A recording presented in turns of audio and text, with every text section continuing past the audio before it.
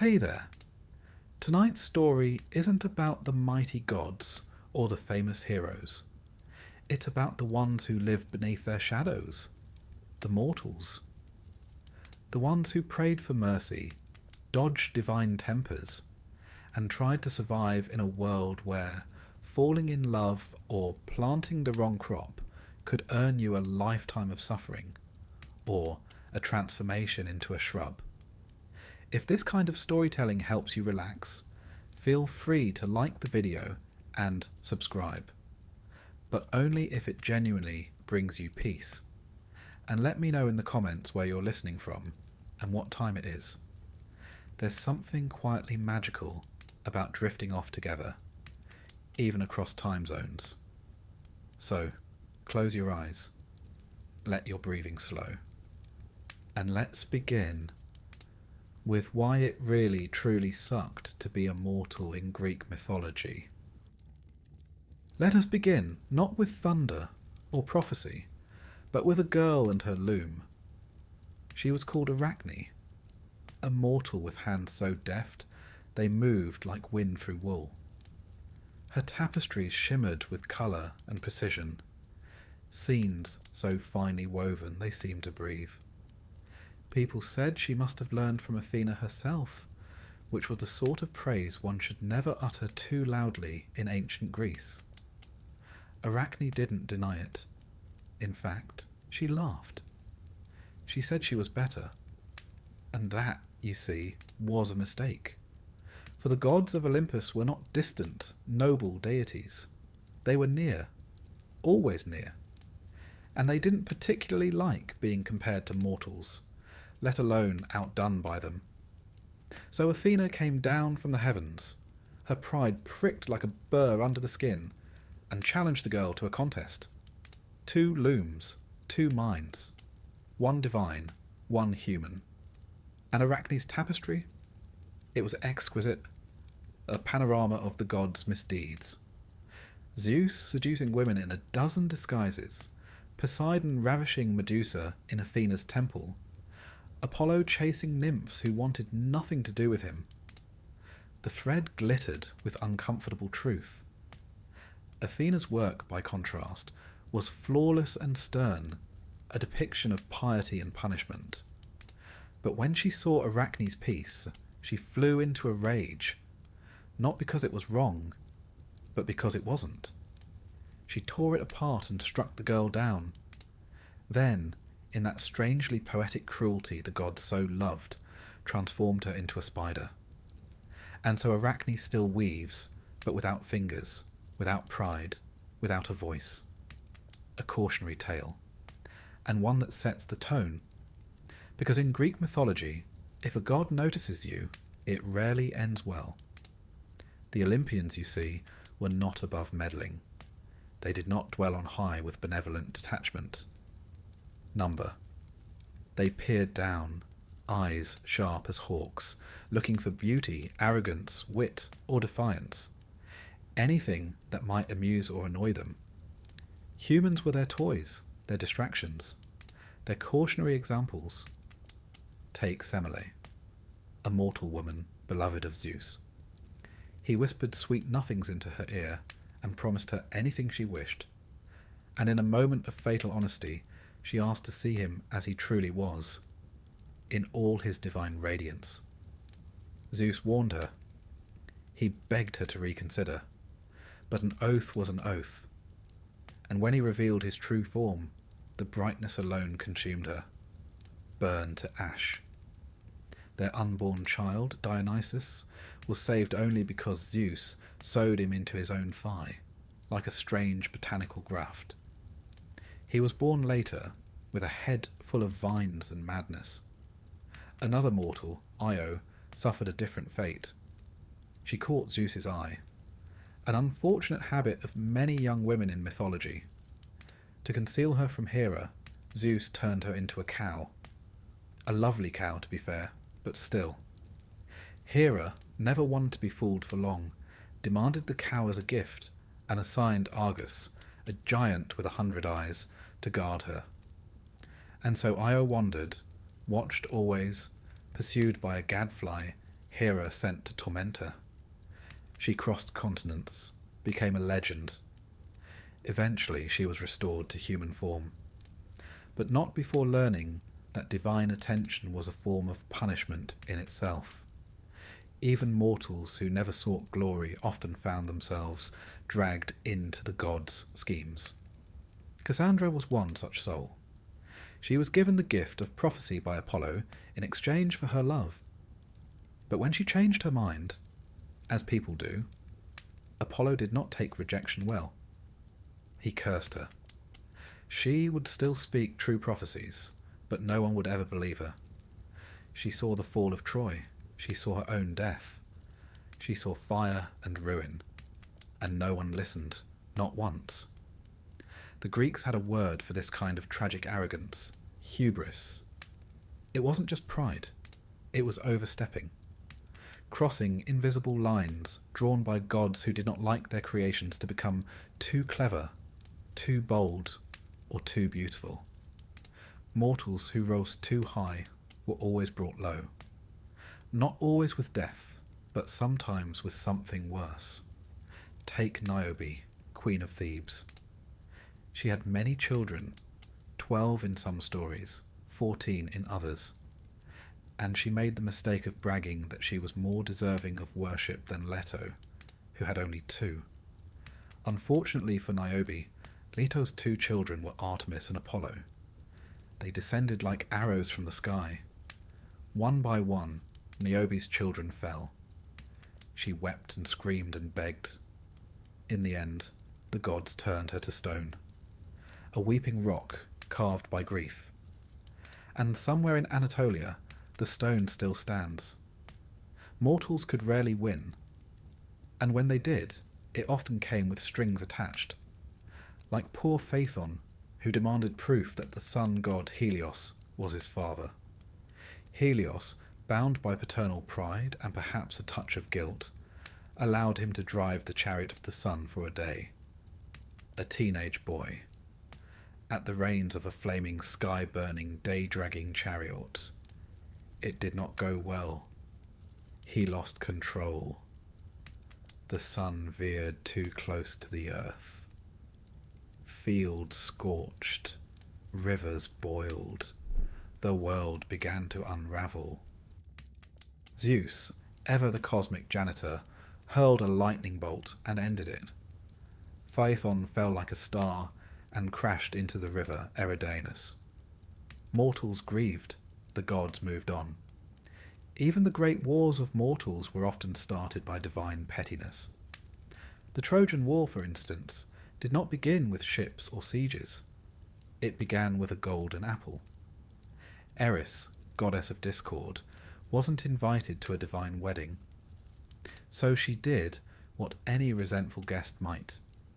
She tossed a golden apple into the feast, inscribed with the words, "To the fairest." Hera, Athena, and Aphrodite all reached for it. They demanded a judge. And they found one in Paris, a Trojan prince tending sheep, far from the noise of court. Each goddess offered him a gift. Hera offered power.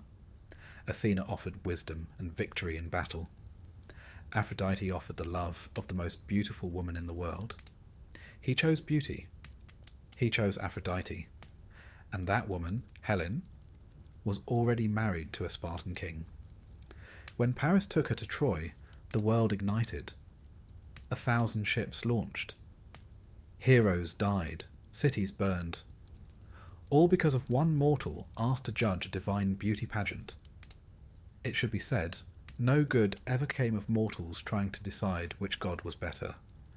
The gods didn't want truth, they wanted flattery. But mortals could not avoid them. Not really. They prayed, they sacrificed. They lit fires and poured wine and whispered names before sleep. The temples were many, and the gods were everywhere, not always listening, but always present. And the relationship was not about love. It was about survival. To be immortal was to walk carefully, to give thanks quickly, to take no credit, even for your own genius, to hope, above all, to be overlooked. Because to be noticed by the gods was to become a story. And in Greek mythology, stories rarely ended well. The gods did not weep for mortals, they used them. Sometimes they gave gifts, yes. A golden touch here, a prophecy there. But the gifts often turned sour. Midas wished for everything he touched to turn to gold. And soon he could touch nothing. Not bread, not water, not his daughter. He begged for the gift to be taken back. It was. But not before he learned that divine generosity always has a price. Some mortals tried to outwit fate, but fate was older than the gods. The Moirai, the fates, spun, measured, and cut the threads of life. Even Zeus could not undo what they wove. Oedipus tried, told he would kill his father and marry his mother. He fled the home he knew, and in doing so, he fulfilled the prophecy. The very effort to escape his doom brought it into being. That was the cruel beauty of Greek myth. No one was above fate, not kings, not queens, not heroes, and certainly not mortals. So why, one might wonder, did people keep believing in these gods? Why pray to deities who punished more than protected? Because the gods explained the world. The storms, the floods, the sudden illnesses, the way fortunes rose and fell. All of it could be seen in the stories. The gods gave shape to chaos. They made meaning from suffering. They were not just punishers. They were metaphors, archetypes, warnings in flesh. And for all their flaws, they were unforgettable. To be immortal in Greek mythology was to be temporary. A momentary flash of joy or error, a name in a line of verse, a thread in the great tapestry of fate. Sometimes brilliant, often blood-stained, always fragile. And somewhere above or beyond, the gods watched, amused, displeased, or merely curious. And you, little mortal, you simply did your best to survive the story. It's one thing to make a mistake and suffer for it, but imagine being doomed not because of what you did, but because of what your great-great-grandfather once said to a god, possibly while drunk, and possibly while losing at dice. In the world of Greek mythology, curses were not simply misfortunes. They were legacy items. Heirlooms passed down with the family name. You could inherit your father's nose, your mother's eyes, and a divine malediction that would ruin your entire bloodline for generations. It made for a dramatic family tree, heavy on nobility, light on happy endings. Consider, for example, the House of Atreus, a dynasty so steeped in doom that it makes the average soap opera look like a church picnic. The trouble began, as it so often does, with a quarrel between brothers. Atreus and Thyestes, sons of Pelops, squabbled over the Mycenaean throne. There was betrayal, adultery, and then, inevitably, cannibalism. Atreus, having discovered that his brother had an affair with his wife, decided the appropriate response was to serve him a feast of his own children, artfully roasted. Now, you might assume the gods would intervene here. Smite someone. Send a memo. But no. The gods simply nodded grimly and let the curse settle in like a stain. From that moment on, the family was doomed. Atreus' son Agamemnon went on to become the commander of the Greek forces in the Trojan War, a great honour. He also sacrificed his daughter Iphigenia to get a favourable wind, spent 10 years at war, and was murdered in his bath upon returning home by his wife, Clytemnestra, and her lover. His surviving children then had to decide whether avenging their father was more important than not murdering their mother. A difficult position, even by mythological standards. Orestes, the son, chose vengeance.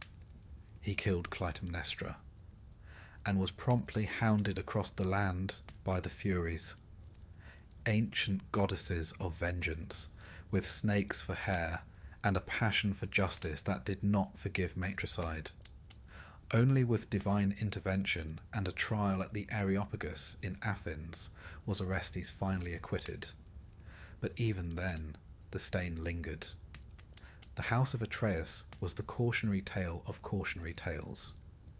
A bloodline cursed with betrayal, madness, and murder, not because each generation was evil, but because the weight of divine wrath could not be shaken off like old dust.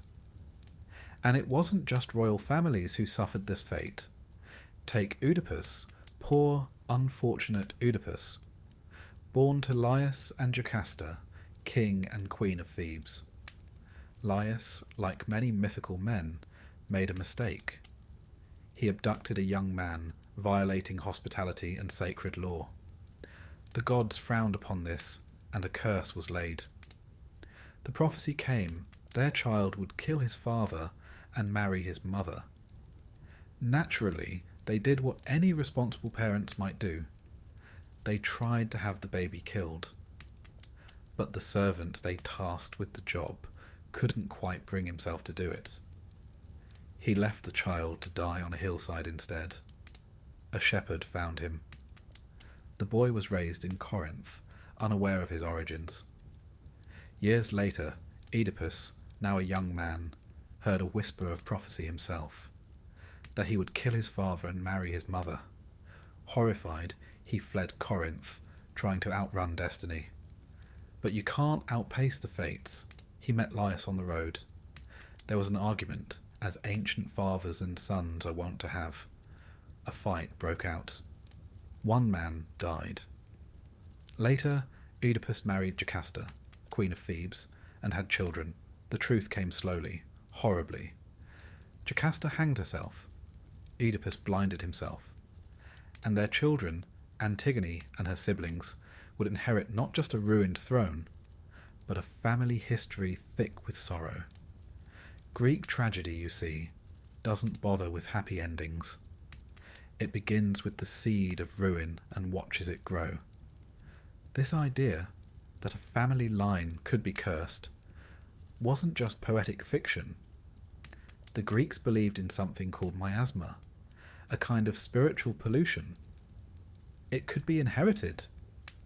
You could be born unclean because of the sins of your ancestors.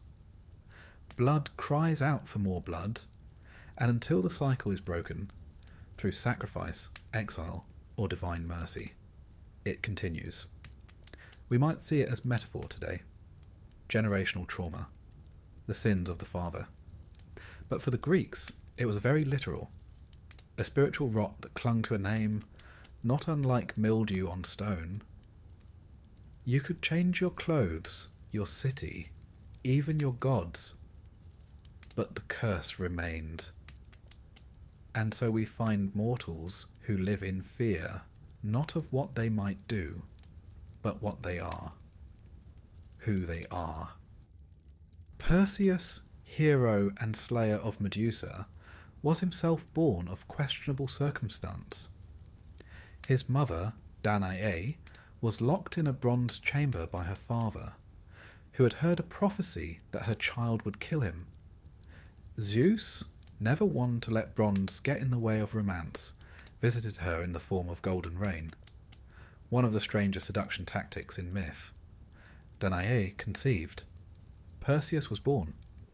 The king, aghast, did not kill the child, but set mother and son adrift at sea. They survived. Perseus thrived. Years later he returned and, entirely by accident, struck his grandfather dead with a discus at some friendly games. Fate fulfilled. Even when no one meant any harm, prophecy finds its loopholes. These stories reflect something deep in the Greek psyche. The idea that fate is not something you can bargain with. It is a web already woven, and every step you take simply tangles you further. Mortals tried to be clever. They tried to outthink destiny, but the gods always smiled quietly and let them try. Sometimes the curse was physical. The line of Cadmus, founder of Thebes, was riddled with misfortune. His descendants included Pentheus, torn apart by his own mother in a frenzy of Dionysian madness, and Actaeon, who accidentally saw Artemis bathing and was transformed into a stag, then hunted and killed by his own hounds. Cadmus himself, after a life of toil and tragedy, was turned into a serpent. His wife too. They slithered off into obscurity, perhaps the kindest ending in that entire family history. But not all cursed families were royal. Some were simply too beautiful for their own good. Take the tale of Phaedra, wife of Theseus. Her stepson, Hippolytus, was a devout follower of Artemis. So devout, in fact, that he shunned all love and scorned Aphrodite. And you can imagine how well that went. Aphrodite, goddess of love and vengeance, arranged for Phaedra to fall in love with him. It was unnatural, tragic. When he rejected her, she took her own life and left a note claiming he had attacked her. Theseus cursed his son, and Poseidon, never one to pass up a smiting, obliged. Hippolytus died, dashed against the rocks by his own chariot horses. You could die because your family was cursed, or because a god wanted revenge on someone you reminded them of, or simply because you existed in the orbit of doomed people. Misery was contagious. The Greeks didn't believe in fairness, not in the modern sense. They believed in Moira, one's share, one's portion of fate. Some were given great glory, others were given ruin, sometimes both. But what about redemption, you might ask? What about mortals who escaped the curse? They're rare, but not impossible. Orestes, hounded by the Furies, eventually received a trial in Athens. The jury was split, half for acquittal, half for condemnation. Athena herself cast the deciding vote, not in the name of justice but mercy. And in that moment, a new idea emerged, that law might one day replace vengeance, that perhaps a man need not be defined solely by his ancestors' crimes. It was a glimmer of hope, a small one. But there it was. In the meantime, the average mortal lived quietly, married carefully, prayed constantly, one eye on the gods, one foot in the dirt, hoping the sins of the father had not already taken root in the son. To be a mortal in Greek mythology was to live in a story that began long before you were born, and might not end until long after you were gone. Your life was a single verse in a tragic poem, shaped by bloodlines, curses, and the unpredictable whims of fate. You might rise, you might fall, but you would not escape the weight of your name. And if the gods whispered your family's name in Olympus, whether in praise or in jest, that was rarely a good sign. There are many lessons to learn from Greek mythology, but one stands above the rest, carved like a warning into the very foundations of Mount Olympus. Do not talk back to the gods. Don't question them. Don't correct them. Don't get clever, sarcastic, or poetic. Don't mutter under your breath. Don't sigh too loudly. And above all, do not, under any circumstances, try to win an argument. Because they will hear you. They always do. And while gods may be immortal, their egos are surprisingly brittle. Take the case of Pentheus, king of Thebes, young, proud, fond of order. He ruled with a sharp eye and a firm hand. And then Dionysus arrived. Now, Dionysus was not your typical Olympian. Born of a mortal mother, Semele, and carried in Zeus's thigh, he straddled the line between divine and human, wild and civilized, wine and wrath. His worship was strange, ecstatic. dancing in the woods, drinking, shouting, shedding inhibition like a snakeskin. Pentheus, unimpressed, declared it nonsense. He banned Dionysian rites, arrested the god in disguise, mocked his long hair, and in the sort of fatal decision only a tragic character could make, decided to spy on the Bacchic women in their revels, dressed as one of them. He crept into the forest in a flowing gown, perched in a tree for a better view, and there, in the moonlight, the women saw him. But they did not see a man. Dionysus clouded their minds. They saw a lion. They attacked. His own mother, Agave, was first to reach him. She tore him down. He died in pieces, smiling up at the stars. The gods are nothing if not theatrical. Pentheus's crime? He laughed. He doubted. He told the gods they were nonsense. And the gods, it turns out, have a very clear opinion on nonsense. Another fellow who learned this the hard way was Capaneus, a warrior in the myth of the Seven against Thebes. He scaled the city walls, bold as brass, and declared aloud, in the middle of battle, that not even Zeus could stop him.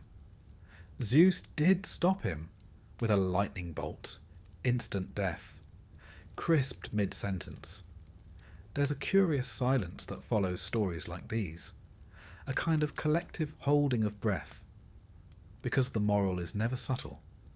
Speak out of turn, and you will be turned to ash, or stone, or mist, or a cautionary statue in some temple courtyard. Even those who told the truth, not lies, but inconvenient truths, were punished. Cassandra, Princess of Troy, was given the gift of prophecy by Apollo. But when she rejected his advances, or rather accepted the gift and then rejected him, he cursed her. She would still see the future, yes. She would see it clearly, brilliantly, unbearably, but no one would ever believe her. She warned of the Trojan horse, of the sack of the city, of her own death, and every word fell like dust. Disbelieved, ignored, dismissed. The gods, you see, don't mind if you're right, as long as it's flattering. If it's not, well, you'll find yourself yelling into the void. And sometimes the punishment came not from the god directly, but through the very forces of fate itself. Take Arachne. You'll remember her from earlier. The weaver who dared claim she was better than Athena. The detail often overlooked in her story is this. She was right. Her tapestry was beautiful. It told the truth. It depicted the gods' crimes, their disguises, their seductions. And Athena, though furious, could not deny the skill. So she destroyed the work. And the girl. Because it is not enough to be right. You must also be reverent. And in ancient Greece, reverence did not mean quiet belief. It meant submission. It's easy to judge the gods as petty. And to be fair, they often were. But their responses reflect something deeper about the way the Greeks saw the world. The gods were not moral exemplars. They were not just or fair in the way we use those terms now. They were powerful, and that, in the ancient world, was the only justice that mattered. Power could not be questioned without consequence. The gods represented not ideals, but forces. The sea was Poseidon, stormy, unpredictable, capable of bounty or destruction. Wisdom was Athena, cold, strategic, sometimes cruel. Love was Aphrodite, capricious, overwhelming, delightfully irrational. To insult a god was to insult the very fabric of the world. To question Artemis was to court death in childbirth. To laugh at Demeter was to risk famine. And the gods did not need to punish you personally. Sometimes they let your own words do the damage. Consider Niobe again, the queen who bragged about her many children, mocking Leto for having only 2. It was not just pride, it was speech. She voiced disrespect. She put it into the world. And so Leto's children, Apollo and Artemis, struck her family down, one by one. When the last child died, Niobe fled to a mountain top and begged the gods to end her suffering. They granted her request, turned her to stone. Even her tears, they say, became part of the mountain, always weeping, never changing. It's tempting to imagine these stories as metaphors, cautionary tales for courtly behaviour. But in ancient Greece, they were lived truths. Not literal, perhaps, but deeply embedded in ritual and thought.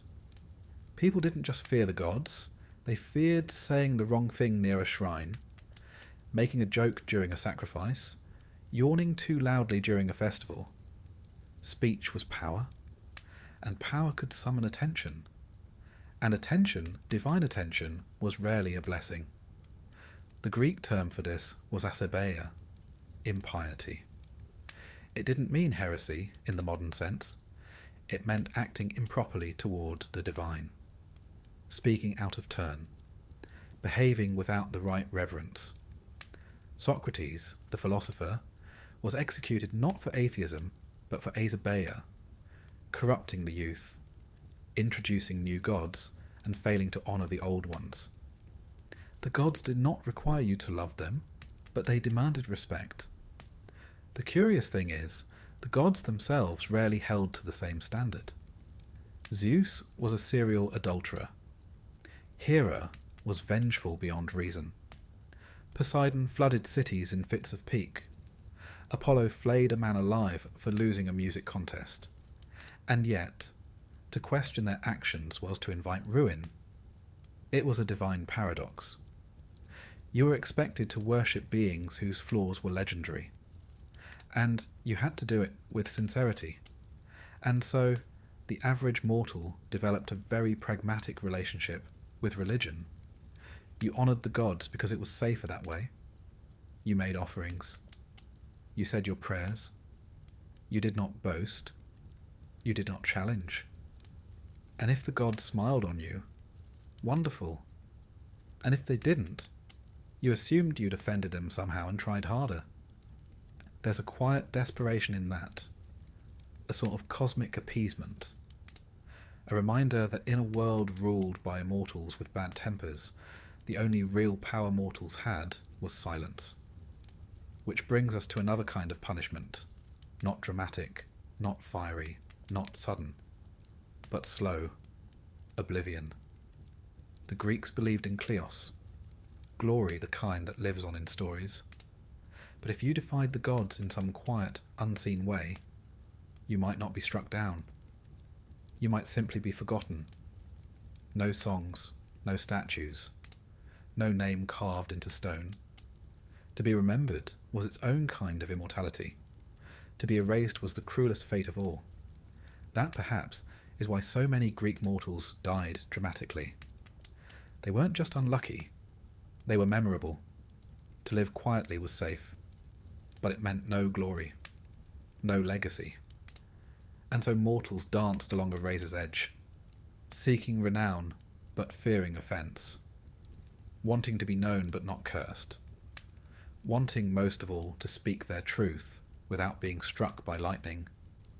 But the gods were always listening, even when they pretended not to be, especially then.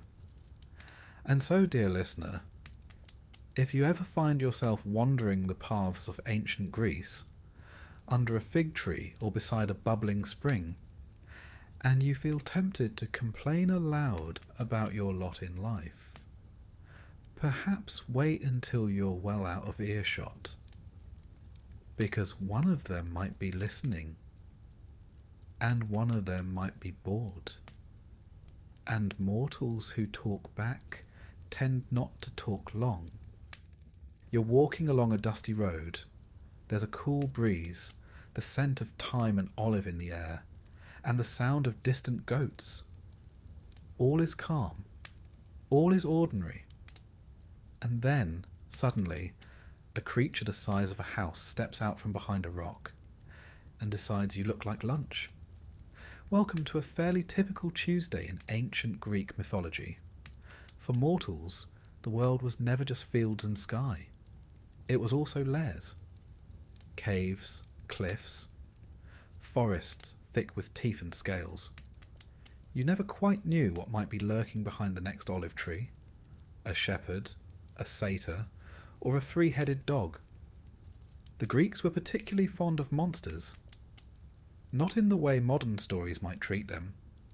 Misunderstood, sympathetic, tragic. No, their monsters were, generally speaking, quite content being horrible. They didn't need complex motivations, they just needed appetites. And unfortunately, mortals were often the preferred dish. Let us begin with one of the greats, the Chimera. Not just one beast, but three. A lion in the front, a goat sprouting from its back, and a snake for a tail. It breathed fire, of course, because why not? Its purpose in life appeared to be to roam the countryside, burning livestock and incinerating anyone with a torch and a sword who thought they might make a name for themselves. Heroic, yes, but also flammable. Then there's Scylla. Poor sailors. They thought the worst part of their journey was the open sea, the storms, the pirates, the hunger. But then they reached the straits, narrow and perilous. On one side, a whirlpool named Charybdis, which could suck down entire ships like a drunkard draining a wineskin. And on the other, Scylla, a rock-dwelling horror with 12 legs, 6 heads, and a fondness for plucking sailors off decks like hors d'oeuvres. There was no safe route. If you steered away from one, you veered too close to the other. And in life, as in myth, some choices are not about winning. They're about minimizing how much of your crew you lose. Or take the Minotaur. Half man, half bull. Raised in a labyrinth so complex that even its builder barely escaped. This monster was the result of a long and unfortunate chain of divine meddling and royal bad judgment. A queen enchanted to fall in love with a bull, an architect with too much imagination, and a child born of that union, imprisoned forever in darkness. The Athenians, having displeased King Minos of Crete, were forced to send 7 young men and 7 maidens every 9 years as tribute, to be released into the labyrinth. None returned. Until, of course, Theseus came along with his ball of string and healthy levels of self-confidence. But for decades before that, the Minotaur simply ate. That was the thing about monsters in Greek mythology. They weren't just dangers, they were reminders, symbols, warnings perhaps, that the world wasn't made for human comfort. That out there, in the deep places, the gods had let chaos roam free. And mortals? Mortals were often the price paid for order. The Sphinx, perched outside Thebes, was another such price. She asked riddles. If you answered incorrectly, she killed you. For weeks, months, perhaps even years, travellers passed, tried, failed, died. Until Oedipus, clever, doomed Oedipus, came along and answered her question correctly. The Sphinx leapt from her perch and perished, which sounds like a victory, until you remember that this was only the beginning of Oedipus's troubles. Solving one monster's riddle only led him deeper into the riddle of his own blood. These creatures weren't all created equal either. Some were born of primordial forces, like Typhon, a storm demon so massive and terrible that the gods themselves fled Olympus when he rose. Others were spawned by Echidna, the mother of all monsters, who seemed to have a very productive relationship with Typhon, birthing Hydra, Cerberus, and a host of other delightful creatures best admired from a distance. Hydra, for instance, was a serpent with multiple heads. When you cut one off, 2 more grew in its place. A handy metaphor, really, for problems that get worse the more you meddle, or, in the case of Heracles, just another day's work. Heracles, the closest thing Greek mythology has to a full-time monster exterminator, spent his life dealing with the gods' unfinished business. Giant boars, man-eating birds, hellhounds, all sent his way, usually as part of a labour assigned by a cowardly king or an angry god. One gets the sense that the Olympians didn't like clearing up their messes. They just created monsters, then waited for some sweaty mortal with a club to solve the problem. And when he did, they might grant him a wreath, or more likely, send him another one. Even beautiful creatures could be deadly. The sirens, for instance, sat on craggy rocks by the sea, singing songs so sweet that sailors forgot themselves. Forgot food, sleep, wives, children, everything. They steered toward the sound, dashed their ships on the rocks, and died smiling.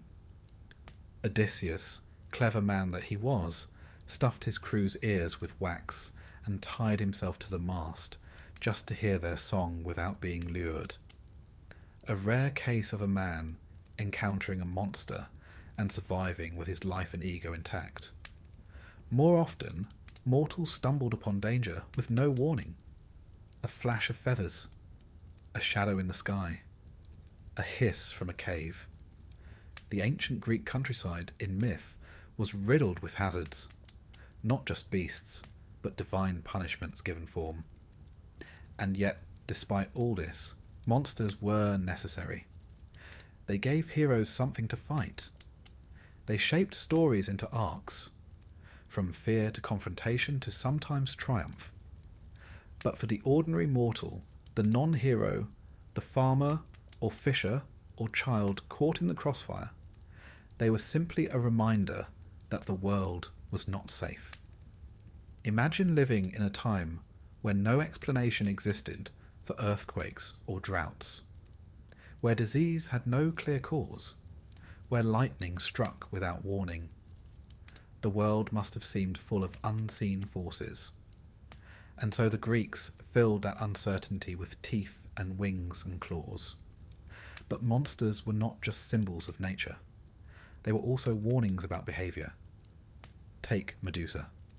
She began, in some versions, as a beautiful maiden. But after Poseidon assaulted her in Athena's temple, the goddess punished her, not Poseidon, by turning her into a gorgon, snake hair, petrifying gaze, solitude eternal. What was she really? A monster? Or a woman transformed by divine wrath into something others should fear? Perhaps both. The Greeks understood that monsters were not just born, they were made. Often they were mortals first, changed by curses, by jealousy, by vengeance. The line between human and beast was always thin. Lycaon, for example, was a king who served Zeus human flesh disguised as hospitality. In return, he was turned into a wolf. An early werewolf tale, if you like, but also a message: offend the gods, and you might lose more than your manners. Even lovers of gods could become monsters. Take Lamia, once a queen of Libya, beloved by Zeus. Hera, naturally, took offence. As punishment, Lamia's children were slain. Grief drove her mad. Hera then added a cruel twist. Lamia was cursed never to sleep and to devour the children of others. She became a night-stalking demon, feared in lullabies. But beneath the horror was sorrow. Her monstrousness was not her fault. It was her sentence. In this way, monsters in Greek myth were often tragic. Not in a soft, modern sense, but in the hard, classical sense of the word. They suffered, they frightened, they died, but they were never senseless. They meant something. Even Cerberus, the three-headed hound of Hades, had his purpose. He stood at the gates of the underworld, let souls in, did not let them out.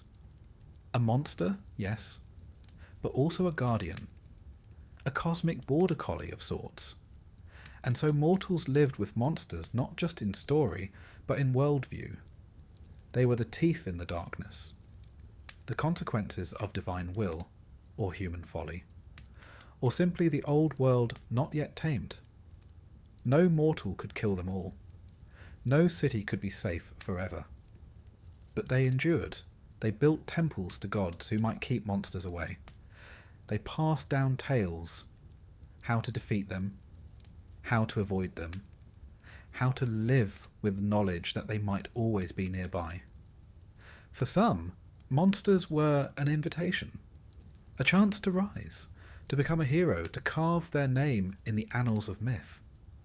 For others, they were just bad luck, a wrong turn, a scream in the night. And for most, they were simply a reminder that the world was not made for their comfort. It was a place of beauty, yes, but also of wings in the sky, scales beneath the waves, eyes in the dark. And when the gods were bored, or careless, or cruel, they let the monsters roam free. There's a strange thing about Greek heroes. They shine like stars in poetry, cast in bronze, immortalized in epic. Their names echo through the centuries: Achilles, Heracles, Jason, Odysseus. But if you pause a moment and really look at their stories, not the glory, but the lives themselves, you might begin to wonder, was it worth it? Because to be a hero in Greek mythology was to be famous, yes, but also to be hunted, cursed, betrayed, punished, exiled, tormented by the gods, and, without fail, to die tragically.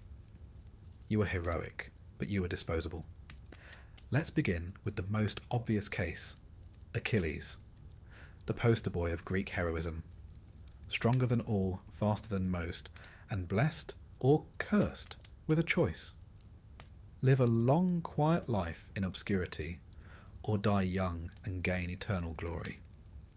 Naturally, he chose the latter. This is Greek myth after all. Longevity was never fashionable. So he sailed for Troy, fought for 10 long years, killed Hector, dragged his body around the city walls, and then one morning was struck down by a single arrow, guided by Apollo, fired by Paris, and aimed at the one soft place on his body, the heel. It's poetic, of course, but also rather deflating. All that strength, all that wrath. And in the end, one tiny vulnerability was enough. Because heroes were never allowed to simply age. They didn't retire. They didn't settle down and write memoirs. They didn't even get to enjoy their triumphs. They existed to die at the right moment, in the right way, for the right song to be sung. And the gods made sure of it. Heracles, or Hercules, if you prefer the Latin form, is another fine example. A man so strong he held up the sky, cleaned the stables of Algaeus in a single afternoon, and strangled snakes in his cradle. But for all his power, he was never free. The 12 labours, those famous feats, were not optional. They were penance. You see, in a fit of madness sent by Hera, Heracles killed his wife and children. The punishment? Service. Labour. Tasks so monstrous they might as well have been death sentences.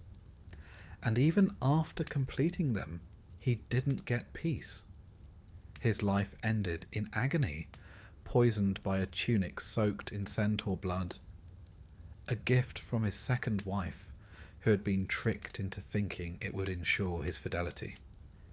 He died on a pyre, flames consuming the mortal half of him, the divine half ascending to Olympus. Yes, the gods welcomed him in the end, but only after they had burned him down to his bones. Then there's Jason. Handsome, charming, ambitious Jason. He assembled the finest team in mythology, the Argonauts, and sailed off to win the Golden Fleece. It was a dazzling journey. Monsters, clashing rocks, enchanted lands, and of course Medea, the brilliant, terrifying sorceress who helped him succeed, killed for him, betrayed her family for him. And what did he do when they returned? He married another woman, Medea responded, as Medea does, by murdering their children and leaving him broken and alone. Jason, once so glorious, died years later when a beam from his rotting ship fell and crushed him. A hero, forgotten, killed not by war or wrath, but by neglect and gravity. These men, lion-hearted, battle-scarred, were never truly safe. Not from monsters, nor from their friends, nor even from their own choices. Their greatness didn't protect them. In fact, it often attracted the worst. The gods were quick to take offence at mortals who gained too much glory. After all, divine attention was rarely a compliment. Ask Bellerophon. He was a proper hero. Tamer of Pegasus, slayer of the Chimera. A man favoured by the gods. And then one day he decided to fly Pegasus up to Olympus. Not to conquer, just to visit. It did not go well. Zeus sent a gadfly to sting the horse. Bellerophon fell. Survived, technically, but was crippled, blind, and lived out his days wandering alone, hated by gods and men alike. Because the one thing a mortal must never do is try to sit at the table of the divine.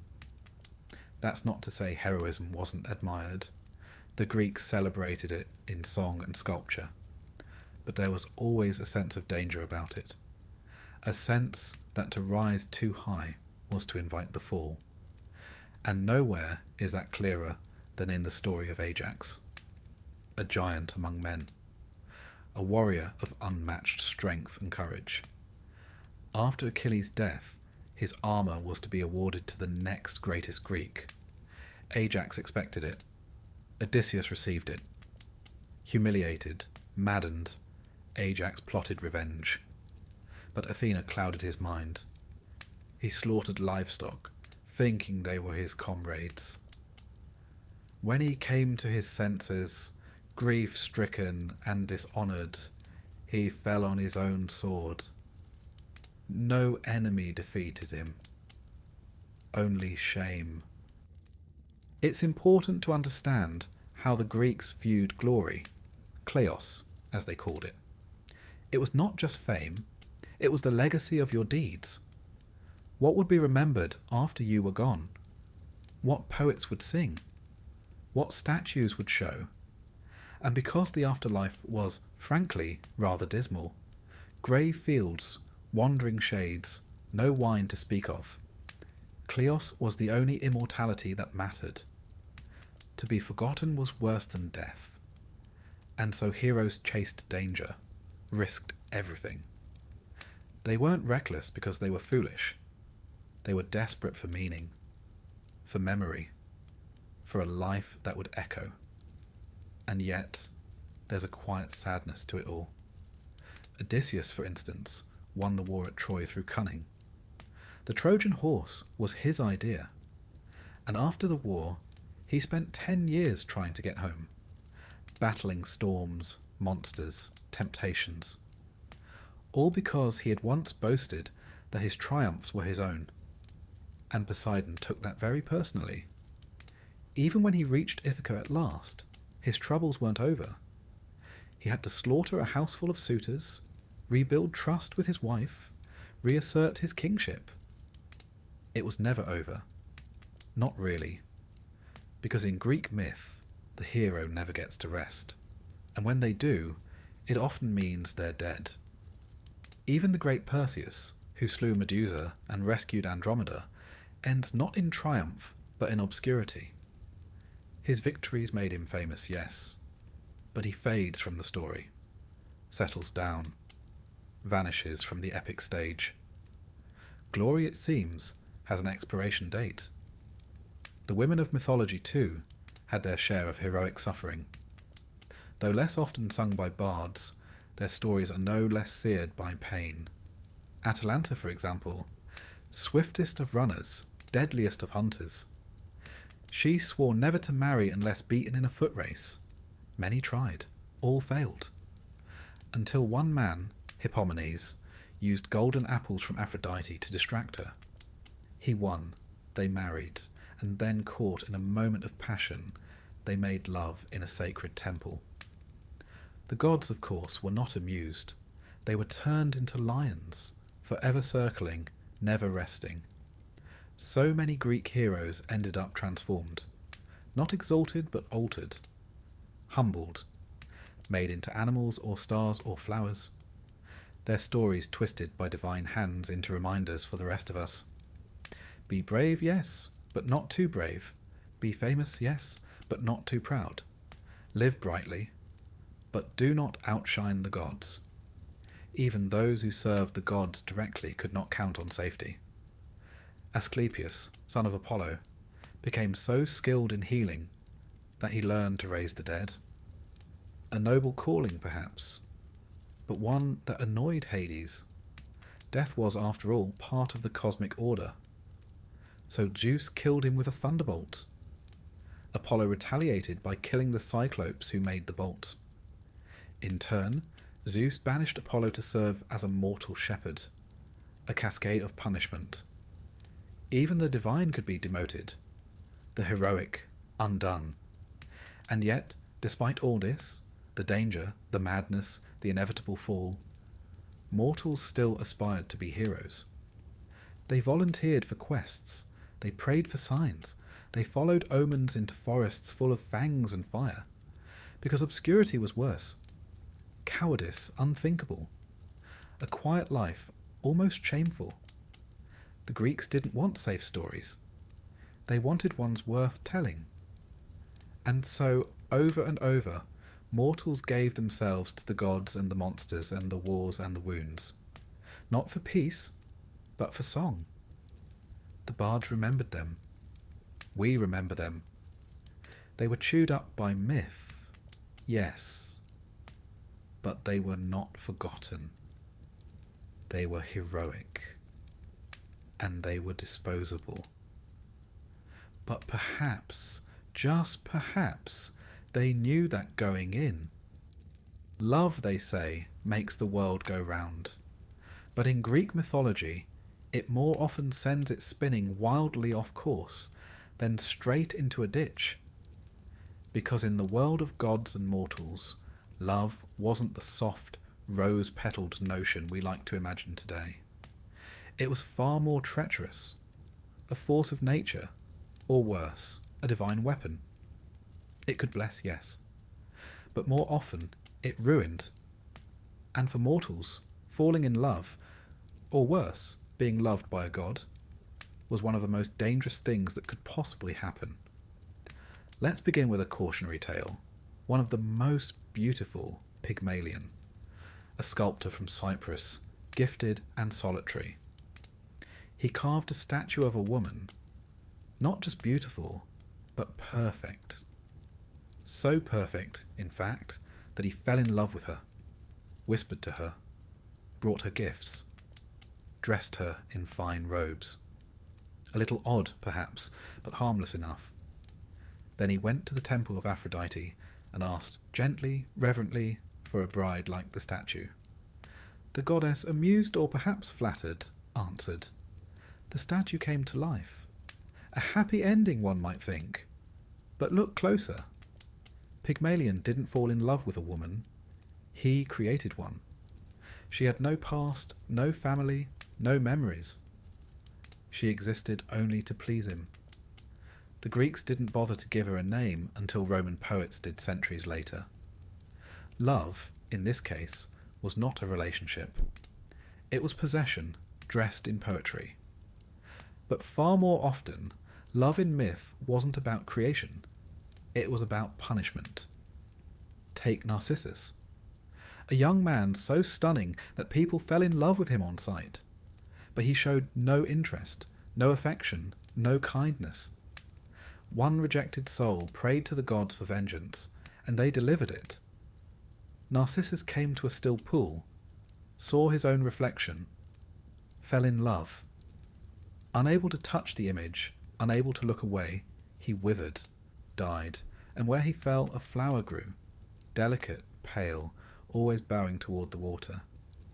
The Greeks knew what we now call toxic self-regard, but they turned it into a myth, a warning, softly blooming by the riverbank.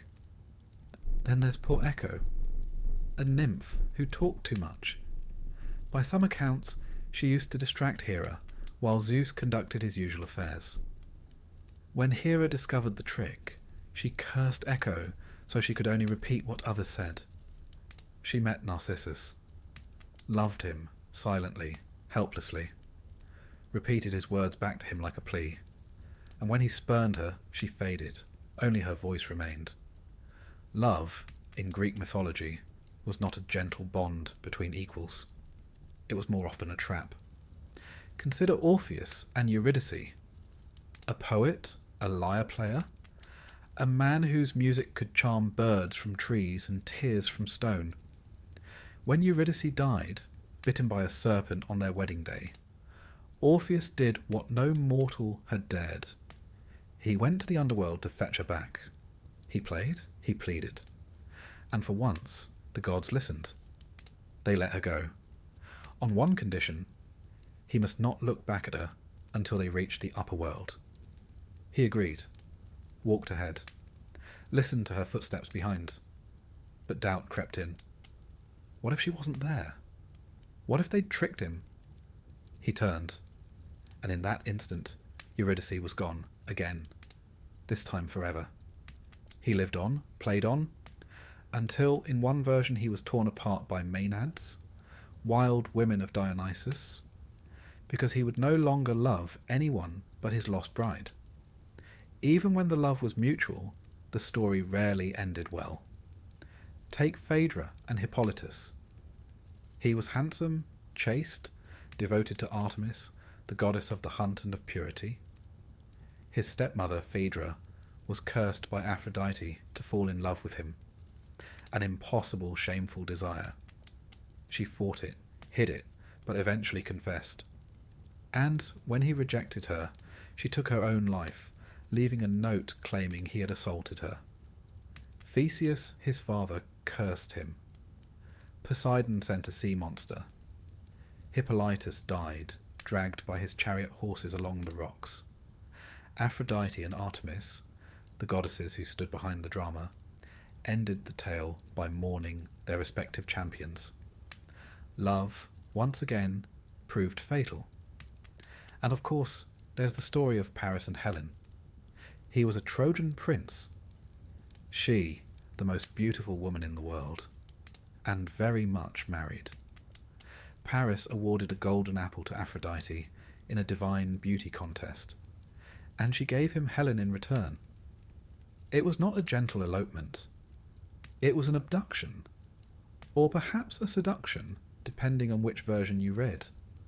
But either way, it was enough to launch 1,000 ships. The Trojan War followed.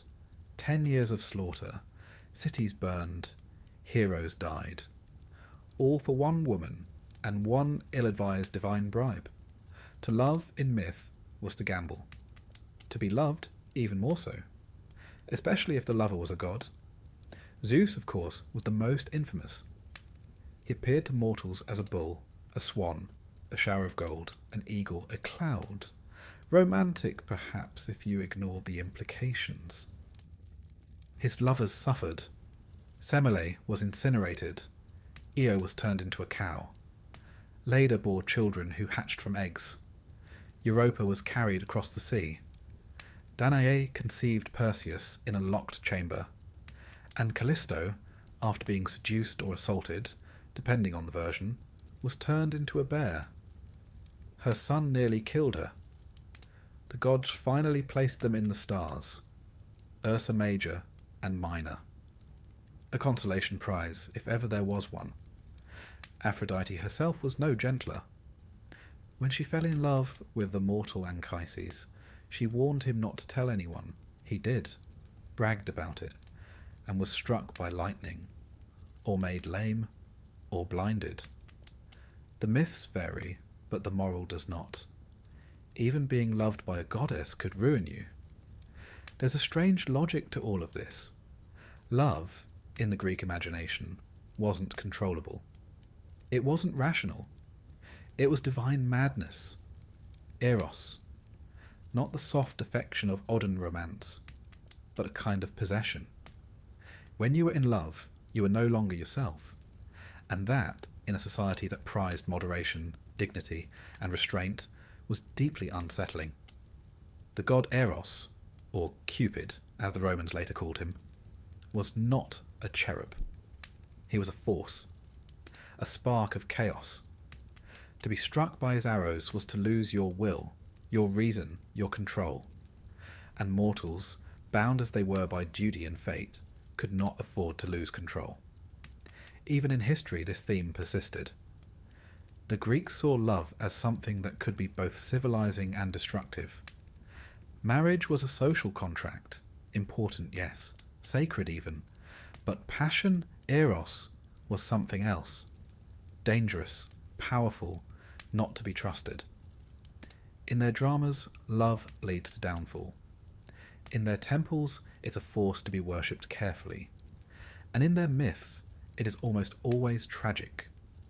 Psyche, a mortal princess, was so beautiful that people stopped worshipping Aphrodite. The goddess, furious, sent Eros to make her fall in love with a monster. But Eros fell in love with her himself. He visited her at night in darkness, never revealing his face. She was forbidden to look. Of course she did. He fled. She wandered the earth, performing impossible tasks to win him back. Eventually they were reunited. She was made immortal. One of the rare happy endings, but only after a great deal of divine humiliation, grief, and symbolic death. So why, one might ask, did the Greeks keep telling these stories? Because love, to them, was never safe, but it was always real. It was the crack in the armour, the madness in the king, the pull between mortal and divine. They feared it, revered it, wrapped it in myth so they might understand it, or at least contain it. And perhaps that's why love remains so compelling in their stories. Not because it leads to joy, but because it leads somewhere. Downward, inward, forward, into ruin, into glory, into madness. For the mortal caught in the grip of love, there was no map, no safe path. Only the hope that the gods would look away just this once. But they rarely did. Because for them, love was a tool, a game, and for mortals, it was a trap. You'd think, after everything, the curses, the monsters, the heartbreak, and the gods with personal vendettas, that mortals in Greek mythology might be rewarded with something a little gentler after death. A nice rest, a sun-dappled meadow, perhaps a reunion with loved ones and a bit of harp music in the background. But no, because in Greek mythology, death wasn't the end of suffering. It was the beginning of something far more bureaucratic. The afterlife was not heaven. It was not hell. It was mostly grey. And if you were a mortal, even a decent one, the best you could usually hope for after dying was to become a mildly confused shade, wandering aimlessly across a dull plain for eternity, without sunlight, identity, or purpose. Welcome to the Asphodel Meadows. This was the Greek default. Not a place of torture, not exactly. But neither was it comforting. It was bland, unchanging. A sort of cosmic waiting room, where the dead drifted about like leaves in a windless forest, remembering less and less as the centuries rolled by. You weren't punished. You simply were. And if that sounds bleak, well, it was. But let's back up a little. Let's talk logistics. When a person died, their soul, the psyche, separated from the body and made its way to the underworld, guided by Hermes, who handled, among other things, the delivery of souls. One imagines him like a sort of mythological courier, stylish and swift, if perhaps a bit impersonal. The soul would arrive at the banks of the river Styx, where Charon, the grim-faced ferryman, awaited with his boat. Payment was expected, usually an obol, a coin placed under the tongue or on the eyes of the deceased at burial. Those without proper burial, or without the coin, were doomed to wander the shore for 100 years, voiceless and unable to cross. A chilling thought, really. The journey to the afterlife could be delayed simply by a careless undertaker. Once ferried across the river, assuming everything went smoothly, the soul would enter the realm of Hades. Not the god himself, though he was there too, in a distant, shadowy palace, but the place, the underworld, guarded by Cerberus, the three-headed hound who let you in, but most certainly not out. And here your fate was decided. But not by gods, not usually. The Greek afterlife had a staff, 3 judges, Minos, Rhadamanthus, and Aeacus. Mortals once, but now the eternal arbiters of the dead. They examined your life, your deeds, your crimes, your sacrifices. And based on this celestial audit, you were sorted. If you were truly vile, a betrayer, a murderer, a blasphemer of extraordinary talent, you might be sent to Tartarus. Not just a deep pit, but the pit. A vast abyss of torment, located even below Hades itself. Here, the worst offenders endured punishments designed not just for pain, but for poetic symmetry. Tantalus, who murdered his own son and served him to the gods, was made to stand forever in a pool of water beneath a fruit tree. But whenever he reached for the fruit or bent to drink, they slipped just out of reach. He was forever hungry, forever thirsty, forever tantalized. Sisyphus, who cheated death twice, once by tricking Thanatos, the spirit of death, and once by convincing his wife not to bury him, was condemned to roll a boulder uphill for all eternity. Each time it neared the summit, it rolled back down. The punishment wasn't just hard labour, it was the futility of effort, the endless repetition of hope undone. Then there was Ixion. He tried to seduce Hera, not a wise move. Zeus bound him to a flaming wheel that spins without end, an eternal reminder that some mortal ambitions were simply not worth the risk. But here's the thing, these were rare fates. Tartarus was not overcrowded. Most souls were not evil enough for torment, nor good enough for reward. Which brings us back to the Asphodel Meadows, the realm of the ordinary dead, the decent, the forgettable, the ones who paid their taxes, said their prayers, and didn't cause too much trouble. They simply drifted. And as the centuries passed, they forgot who they were. Forgotten by the living, unremarkable among the dead, they faded. Not erased.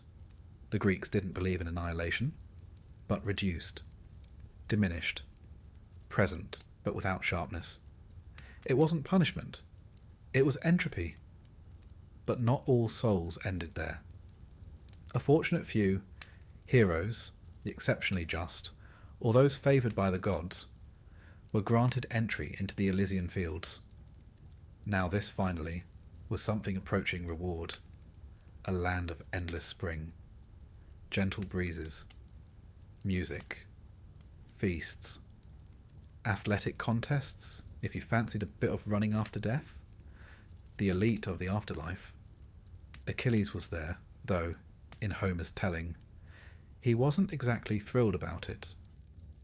When Odysseus visits the underworld and speaks to Achilles, the great warrior says he would rather be a living servant to a poor man than a king among the dead, which rather dampens the appeal. Still, the Elysian fields offered peace, if not pleasure. And if you lived particularly well, or were reincarnated and lived well again, you might be allowed to stay there forever. A sort of celestial retirement plan for the morally consistent. The Greeks did, in time, entertain the idea of reincarnation. Plato, ever the philosopher, wrote of souls being judged, then choosing their next life based on the lessons learned. A philosopher might become a king. A tyrant, perhaps, a dung beetle. Your fate, in this telling, was shaped by what you valued. Wisdom led to clarity. Vanity led to repetition. It was not universal belief, more a philosophical add-on, but it showed that even the Greeks longed for some sense of justice beyond the grave.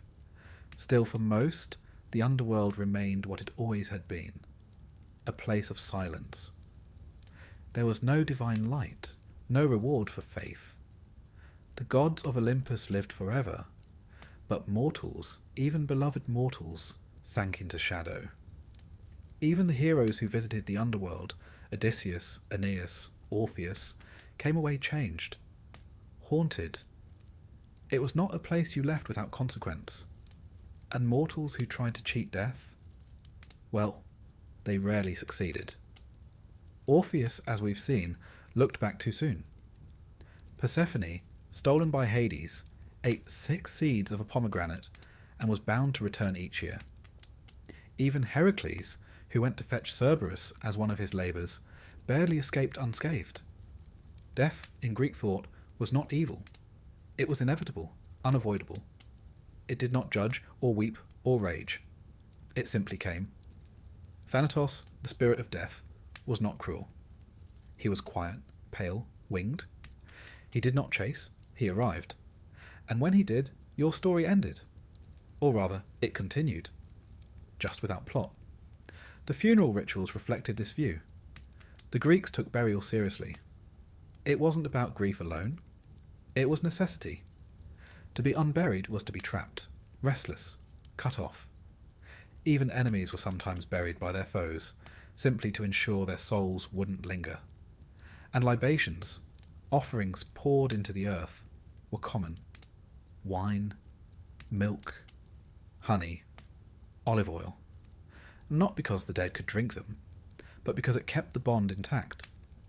The living honoured the dead, and in doing so reminded themselves that their own journey would someday lead below. So they prayed, sacrificed, built tombs, whispered names. Not out of fear precisely, but out of duty. Because the afterlife, though quiet, was not entirely empty. And memory in the Greek imagination was the only thing that could truly outlive death. If no one remembered you, you faded. If they did, if they told your stories, visited your grave, spoke your name, you lingered. Dimly, softly, but still. And so the greatest fear was not fire or punishment. It was being forgotten. That's why heroes chased glory. Why poets wrote epics. Why names were carved into stone. Because even if the gods ignored you, even if fate consumed you, perhaps someone somewhere would remember. And in that memory you would remain. Just a little longer. Imagine, if you will, living every moment of your life with the unsettling feeling that someone is watching you. Not just someone, dozens of someones. From the sky, the sea, the forest, the hearth, the sun, the shadows. Some are interested in your offerings. Some are interested in your mistakes. And all of them have opinions. That was the world of a mortal in ancient Greece. The gods weren't distant. They didn't reside in some heavenly realm beyond the clouds, emerging only for cosmic events. No, they were everywhere, in every flame, breeze, groan of timber, rustle of olive leaf. They were always watching. And more troubling still, they were judging. They noticed everything. What you offered, what you said, what you didn't say, whether you were clean, whether you were honest, whether you looked the wrong direction during a festival, or sneezed at the wrong moment in a temple. They watched you because you mattered, and also because you didn't. The gods, after all, had a tendency to fixate on mortals the way children fixate on ants. Fascinated, occasionally kind, often cruel. Even if you weren't a hero or a villain, even if you were just a simple fisherman or potter or widow selling figs at the market, you still lived under their gaze. And that meant you were always one missed prayer away from misfortune. Take Actaeon, a perfectly decent young man, a hunter, a man fond of dogs and the quiet of the woods. One day, while wandering in the forest, he happened to stumble upon a glade. A soft breeze moved through the trees. Birds chirped, and there, bathing in a secluded pool, was Artemis, goddess of the hunt, the moon, and fiercely guarded chastity. He did not speak. He did not stare. He simply saw her. That was enough. She turned. Her eyes met his. And without a word, she transformed him into a stag. His own dogs, loyal, sharp-toothed, and now very confused, tore him to pieces. The message was clear. Innocence was not a defence. The gods were watching, and they did not take kindly to being seen. Then there's the story of Baucis and Philemon, a rare happy tale, but one with a sharp edge. Zeus and Hermes, disguised as poor travellers, wandered from door to door in a village, seeking shelter. House after house turned them away. Some mocked them, some slammed the door. Only one cottage opened, a humble home shared by an elderly couple. They had little, but they gave freely: bread, olives, wine, and kindness. And so the gods, having revealed themselves, rewarded them. They turned the rude neighbours' homes to ash, flooded the village. Baucis and Philemon were spared. Their cottage transformed into a temple. They were made priests, and when they died, they became two trees, intertwined forever. It's a sweet story, but behind the blessing is a darker truth. The gods were testing you, secretly, constantly, and you never knew when. It might be a beggar at your table, a stranger at the crossroads, a coin dropped on the road. Pass the test, and you might be honoured.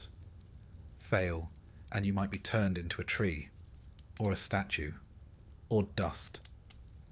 There was no formal notice, no warning sign, no heavenly voice saying, "This is a test." You simply had to assume that the gods were watching, and that they were not easily impressed. Hospitality, Xenia, as it was known, was sacred.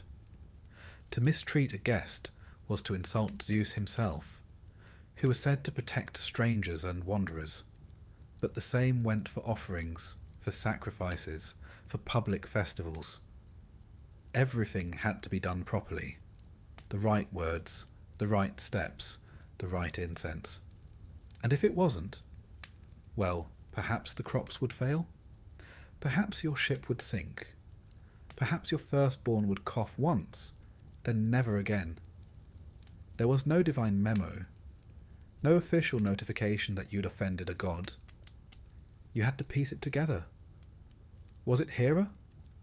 Was it Apollo? Was it because you poured the wine with your left hand? There's a kind of divine paranoia embedded in ancient Greek life. Not neurotic fear, exactly, but a constant awareness that every action had meaning, and every oversight might carry consequences. And with so many gods, Olympians, Titans, river gods, tree spirits, household deities, nymphs of spring and stream, the chances of accidentally offending one were, frankly, rather high. Even saying a god's name in the wrong context could cause trouble. The poet Hesiod warned of speaking ill of the gods after dark. Night was sacred. Silence was better. Safer. And yet, silence too could be dangerous. Because what if the gods expected thanks? Or tribute? Or song? And so, mortals lived in a kind of delicate balancing act, speaking just enough, offering just enough, fearing just enough. Too much reverence, and you might seem insincere. Too little, and you'd seem ungrateful. It was a kind of cosmic etiquette. And the gods, like all finicky dinner guests, paid very close attention to manners. Then there were the temples. Grand, beautiful spaces of marble and gold and flickering flame. But also homes, the gods' homes. And like any guest, you had to behave. You had to wash, to dress properly, to bring gifts, and above all, to mean it. Because the gods weren't just watching your actions, they were watching your heart. Piety was not a checklist, it was a posture of being, and mortals were expected to hold that posture forever. Even the festivals, which could be joyful, were serious business. The Dionysia, for example, with its theatre and wine and revelry, wasn't just a party, it was a religious act. If you laughed too much at the wrong play, or didn't laugh at all, it could be seen as an insult. Your enjoyment, your laughter, your participation, all part of the offering. Even at weddings and funerals, the gods were present, watching, judging. Did the bride offer properly to Hera? Was Hermes honoured for guiding the dead? Were the laments sung loudly enough? Did the family remember to purify the house afterwards? Every detail mattered, because in Greek mythology, the gods did not need your affection, but they demanded your respect, and they were always ready to correct you. Sometimes the judgment came quietly. A sudden illness, a failed harvest, a fishless season. Other times it came dramatically. A storm at sea, a madness in the family, a voice in the night, and once in a while it came with lightning, because Zeus did love a good thunderbolt. Even historians of the time, like Herodotus, recorded events with divine judgment in mind. A king fell? Clearly he'd offended the gods. A city burned? Someone must have grown too proud. There was always a moral to the misfortune, always a finger pointing skyward, and so people told stories, remembered missteps, warned children, left small offerings on windowsills, whispered apologies to trees, sprinkled libations into the earth, just in case. Because when the gods were angry, they might destroy you. But when they were merely curious, that could be worse. Curiosity led to tests, to games, to strange dreams and stranger omens, to impossible choices with no right answer, and still mortals played along. They told their myths, built their temples, painted their pots with stories of judgment and justice and divine caprice, not because they loved their gods, but because they understood them. The gods were like storms, beautiful, unpredictable, necessary. And so long as you honoured them, or at least tried to, perhaps they'd pass over your house without striking. Perhaps, but there were no guarantees, because the gods were watching, and they were always judging. There is a unique kind of cruelty in knowing your fate, and being utterly powerless to change it. That, in essence, was the Greek prophecy. Not a warning to be avoided, not a guide to be followed, but a sentence spoken aloud.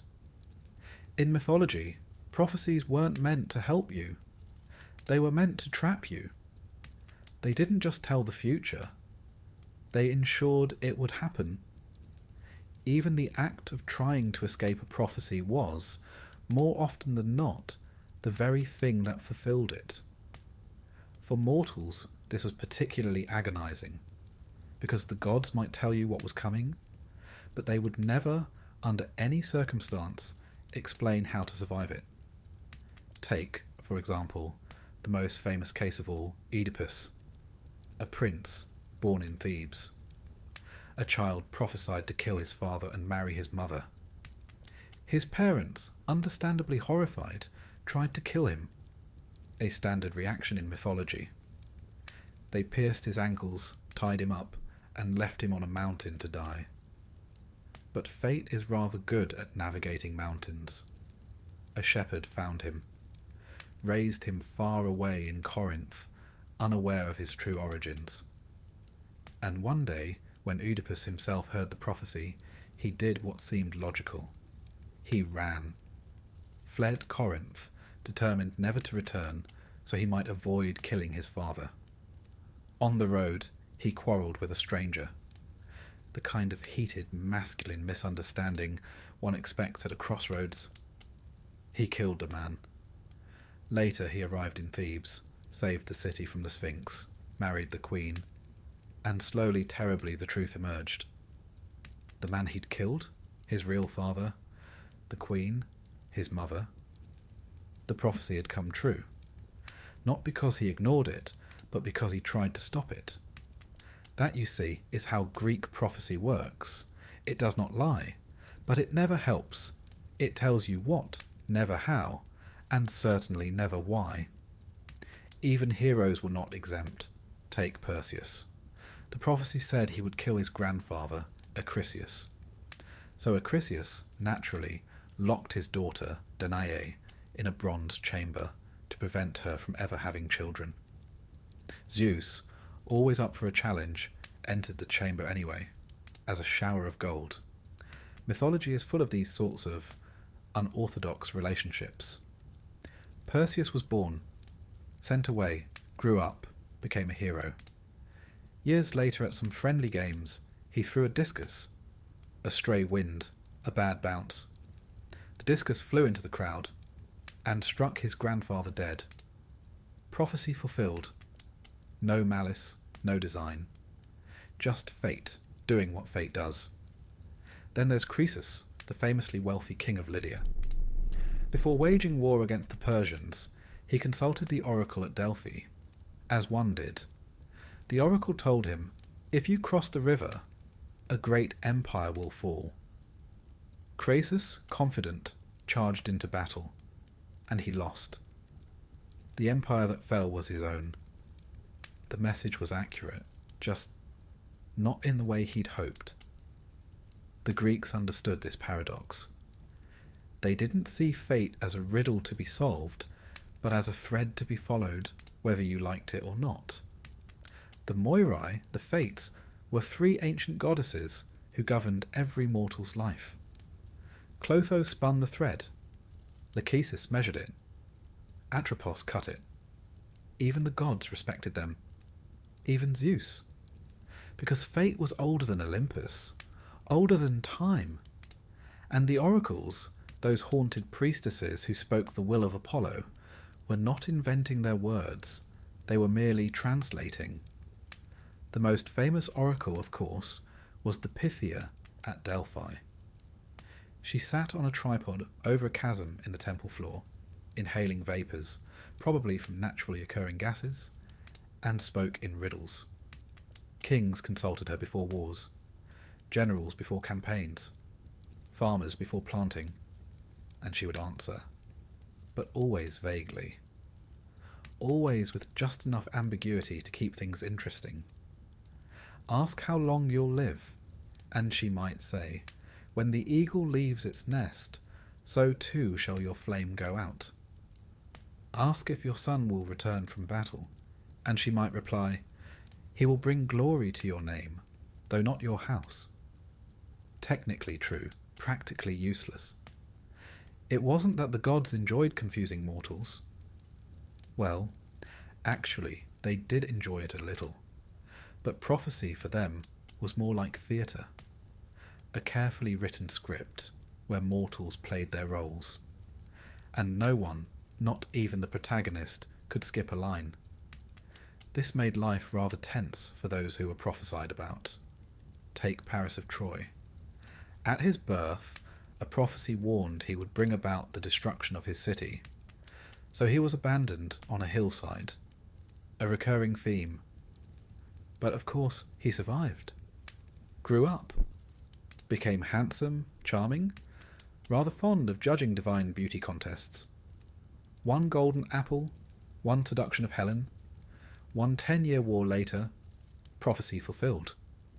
Troy burned, all because a baby was fated to cause ruin, and because mortals, in trying to prevent it, made it inevitable. It's tempting to think of prophecy as a trap, but the Greeks didn't quite see it that way. They saw it as Moira, your portion, your lot, something not to be escaped, but to be understood. In fact, the truly tragic characters weren't the ones who tried to defy fate. They were the ones who never learned what it was. Take Agamemnon.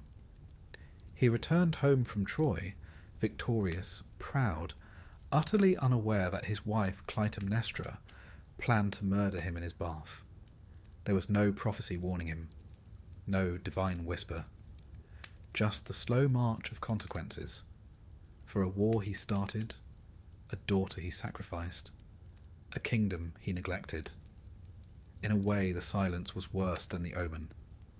At least when the gods speak, you know what's coming. But prophecy wasn't just a tool of tragedy. Sometimes it was a mechanism for power. Kings claimed divine approval through oracles. Founders of colonies sought signs. Even Socrates, the philosopher, was famously told by the oracle at Delphi that no man was wiser than he. He spent the rest of his life trying to prove it wrong, and, in doing so, proved it right. That was the great irony of Greek prophecy. It revealed truth not by clarifying, but by challenging. You understood it only after it happened, only after the bodies were counted, the temples burned, the throne vacant. Only then did someone somewhere say, "Ah, so that's what it meant." And so mortals learned to live with uncertainty. They consulted oracles, yes, but they also built contingency plans. They made sacrifices, read omens in bird flight, burned bones and studied the cracks. A priestess might interpret the bleating of a goat. A general might base a military decision on the way a chicken pecked at grain. If that sounds ridiculous, remember, they weren't looking for certainty. They were looking for alignment, a sense that their actions fit the will of fate. Because if the gods approved, or seemed to, perhaps things would go well. And if they didn't, at least the disaster would be dignified. Even mythology's cleverest mortals, Odysseus, for instance, never outwitted prophecy. They navigated it, delayed it, danced around its edges. But the thread was always waiting to be cut, and no one, not even the tricksters, escaped in the end. There is something terribly human in this. To long for knowledge, to receive it in part, and to realize that knowledge alone does not grant control. To know that the future is written, and still to hope that maybe, just maybe, it isn't written in ink. Some mortals went mad from prophecy. Cassandra, of course, saw everything, and could change nothing. Others, like Laius and Jocasta, acted decisively, boldly, and made things worse. And a few simply walked forward, like Achilles. He knew his fate, knew he would die young, knew his name would live on, while his life would be cut short. And he chose it. That's the strange mercy of prophecy. It tells you the end, but it never tells you what kind of person you'll be when you meet it. And so, in the space between the knowing and the arriving, mortals lived, loved, fought, failed, sang, died, and somewhere, far above or deep within, the gods watched and smiled. Because prophecy, after all, was not just a sentence, it was a story. And mortals, they played their parts beautifully. If you were a mortal in ancient Greece, you likely accepted a few basic truths. The gods were powerful. Fate was inevitable. Monsters existed. And somewhere, somehow, the end of the world was coming. Or at least, the end of your world. Because in Greek mythology, when things went wrong, truly wrong, it was never the gods who paid the price. It was the mortals. They suffered first, and they suffered most. You could be a farmer planting barley, or a sailor watching the coast fade, or a mother brushing olive oil onto her child's hair. And, without warning, the gods could decide that your city, your field, your life was finished. Not from malice necessarily. Sometimes from boredom. Sometimes as a warning to others. Sometimes as the side effect of a squabble between two immortals about who forgot the libation last festival. The reasons didn't matter much. The consequences always did. Let's begin then with the flood. Not Noah's, but Deucalion's. The Greek version. You see, once upon a time, humans had become, in Zeus's eyes, a bit unruly, loud, ungrateful. Too many festivals gone unobserved. Too many sacrifices skimped. The gods had given them fire, taught them farming, let them name the stars. And how did they repay it? By being irritating. So Zeus, rather characteristically, decided to wipe them out. He unleashed a great flood, a deluge that covered the earth. Temples sank, herds drowned, cities vanished beneath the waves. Only two mortals survived, Deucalion and his wife, Pyrrha. Not because they were particularly strong or cunning or rich, but because they were pious. Zeus gave them a warning. They built a chest, not a grand ship, just a watertight box. They floated as the world drowned, and when the waters receded, they stepped onto a barren, empty world, alone, alive, exhausted. To repopulate the earth, they were told to throw the bones of their mother behind them. A riddle, naturally. They realized this meant the stones of Gaia, the earth. As they threw the stones, they transformed into people. The new human race. Stone-born. Hardy. No longer made of gold or silver or bronze, as earlier mythic races had been, but of rock, tough, durable, slightly miserable. The flood myth wasn't unique to Greece, but its moral was telling.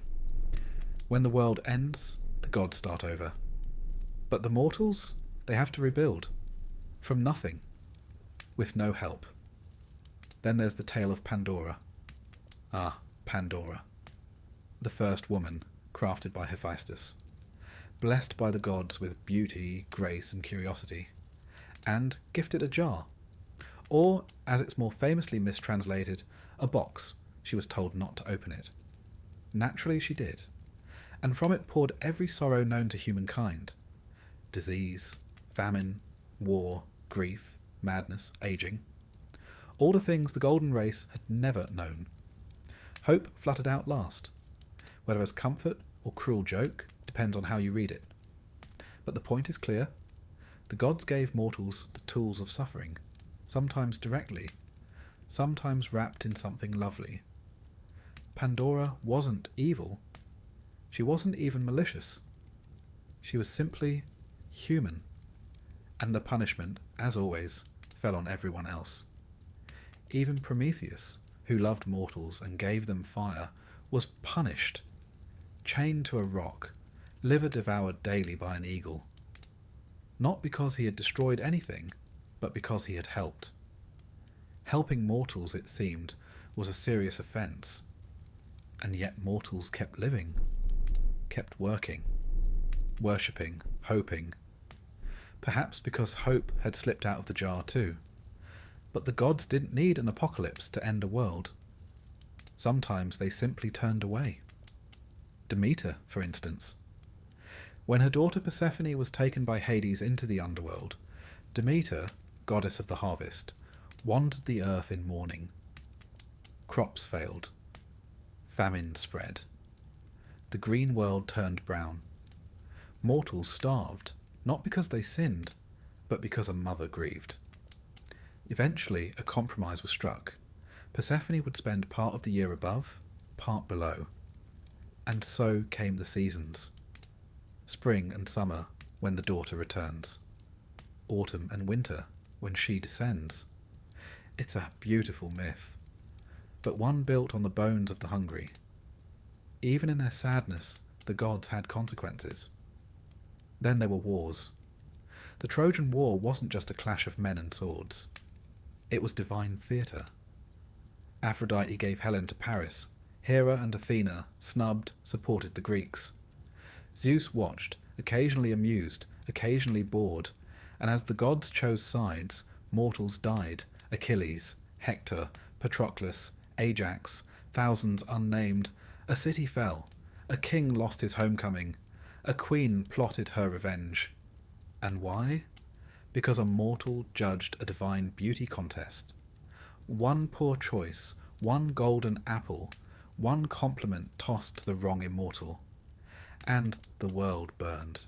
The gods in their way were always reenacting creation and destruction. Every war was a mini-apocalypse. Every slight a chance to unravel everything. Mortals weren't consulted. They were simply caught in the blast radius. Even love could end the world. Ask Semele. She was a mortal woman, seduced by Zeus.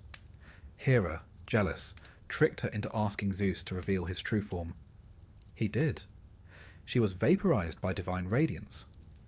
Her unborn child, Dionysus, was saved, sewn into Zeus's thigh, because myths are rarely tidy. Semele's death wasn't malicious. It was technical.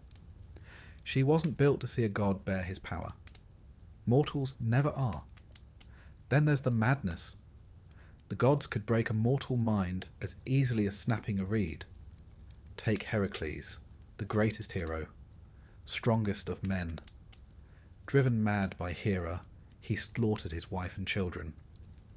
The world ended in that moment for him. And though he atoned, though he performed 12 impossible labours and was eventually made a god himself, the cost was unbearable. For the mortals in his story there was no redemption arc. Only blood. Only silence.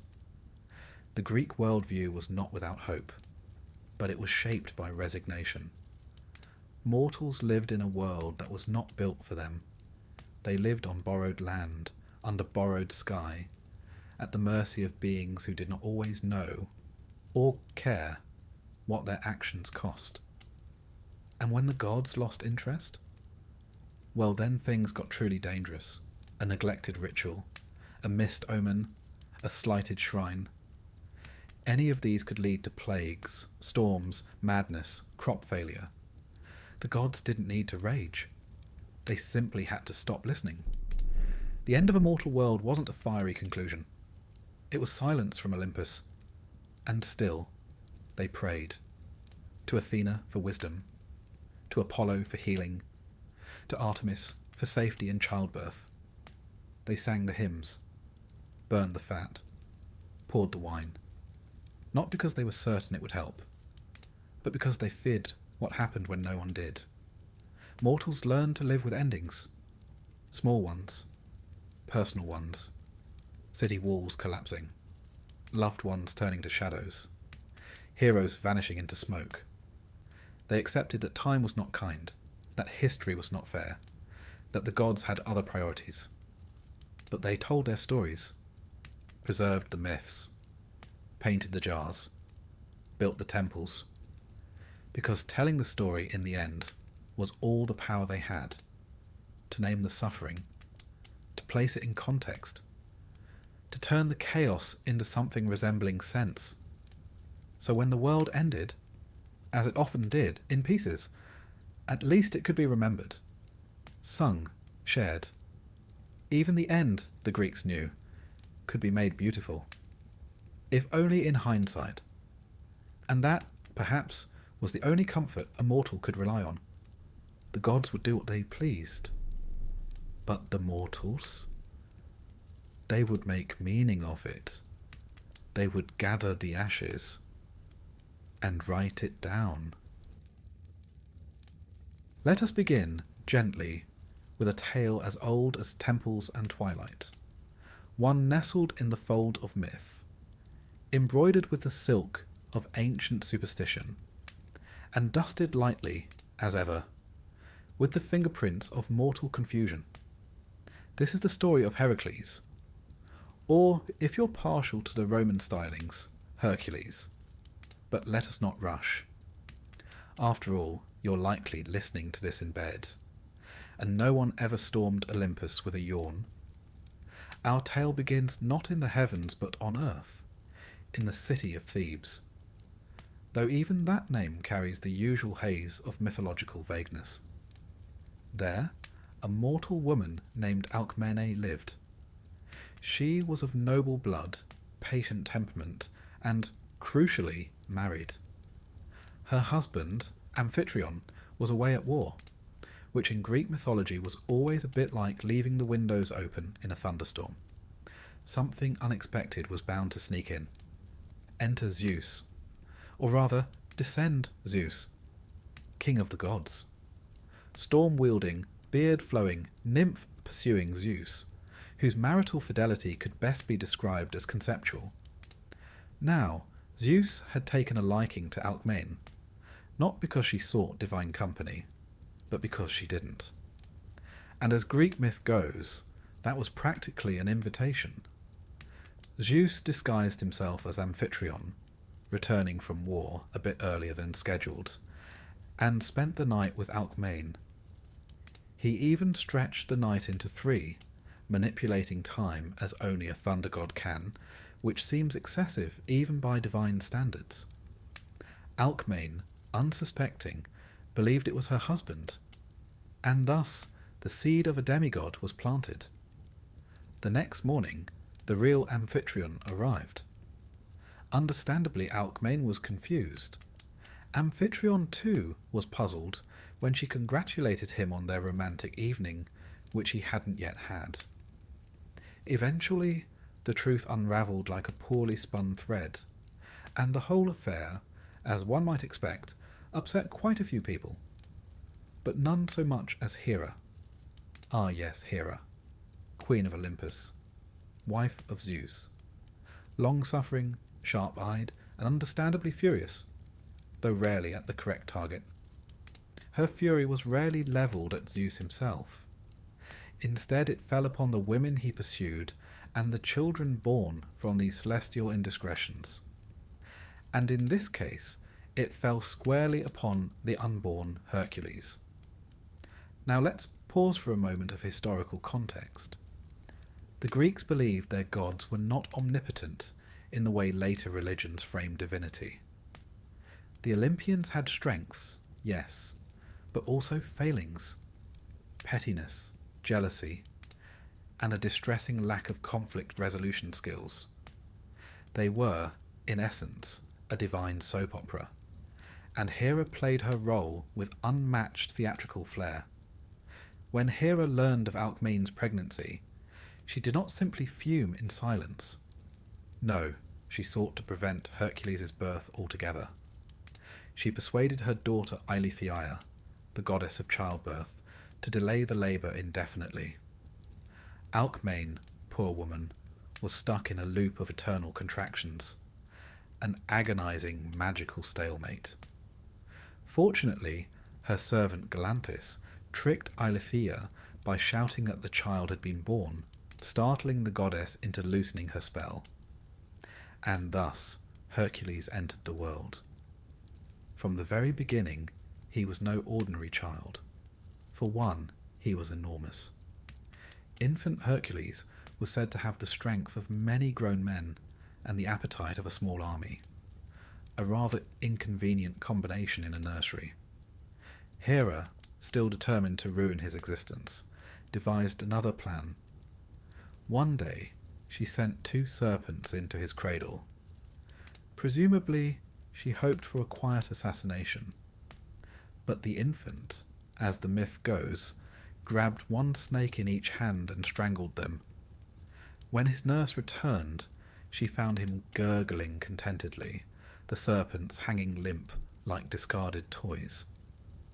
This story is one of the earliest recorded in the Hercules cycle, and it appears in vase paintings and early classical literature. One amphora from around 520 BCE shows Hercules gripping the snakes with exaggerated ease, while spectators stand aghast. Scholars suggest the tale served a dual purpose, entertaining the masses and illustrating divine strength from the very cradle. It also set the tone for what was to come. Hercules' life, from infancy to eventual apotheosis, will be a long negotiation between divine favour and divine punishment. He was beloved and reviled, blessed and cursed, the perfect mythological contradiction. Now, Hercules was not an only child. Alcmene bore another son, Iphicles, sired by her actual husband, Amphitryon. So the household had twin boys, one divine, one mortal. You can imagine family dinners were slightly awkward. Iphicles, though brave and noble in his own right, would always live in his brother's formidable shadow. The Greeks, ever fond of metaphors, used this duality to explore themes of fate, lineage, and the blurry lines between man and God. Let us drift now to Hercules' childhood. As a youth, he was tutored by the finest minds in Greece. Chiron the centaur, wise and gentle, taught him medicine and music. Linus, a stern music master, tried to teach him the lyre, a standard part of noble education at the time. Unfortunately, Hercules had little patience for scales, and even less for correction. When Linus struck him for a mistake, Hercules responded by striking back with a lyre. The incident ended tragically, and Hercules was sent into exile for manslaughter. Greek legends are replete with such educational mishaps. Despite the setback, Hercules grew in strength and stature. He hunted lions, wrestled centaurs, and completed feats that would put any modern gym regimen to shame. One particularly early exploit included defeating a lion ravaging the plains of Ciphaeron. He wore its skin thereafter, the same pelt often confused with the Nemean lions in later tales.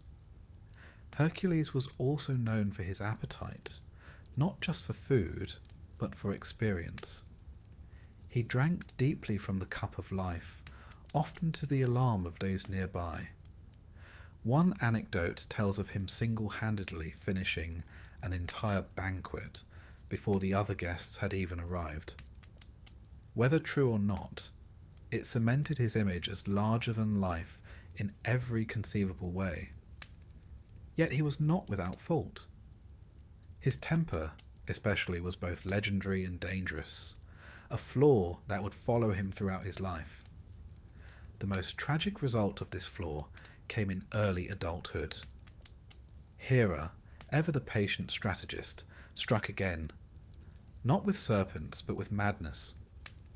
One day, under her influence, Hercules lost all sense of reality. In his madness, he killed his wife Megara and their children.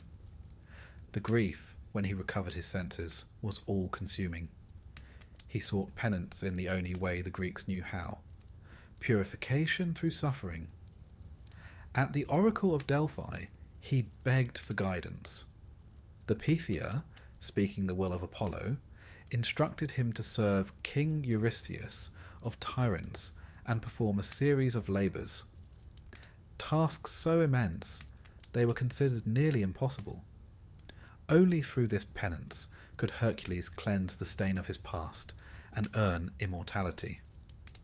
But that is a tale for another chapter. Historically speaking, the Greeks did not simply invent Hercules out of whole cloth. He may have originated as a hero in Mycenaean times. His name appears in Linear B tablets from the Bronze Age, spelled as Heracles. Over the centuries, his legend expanded and shifted, adapting to each generation's needs.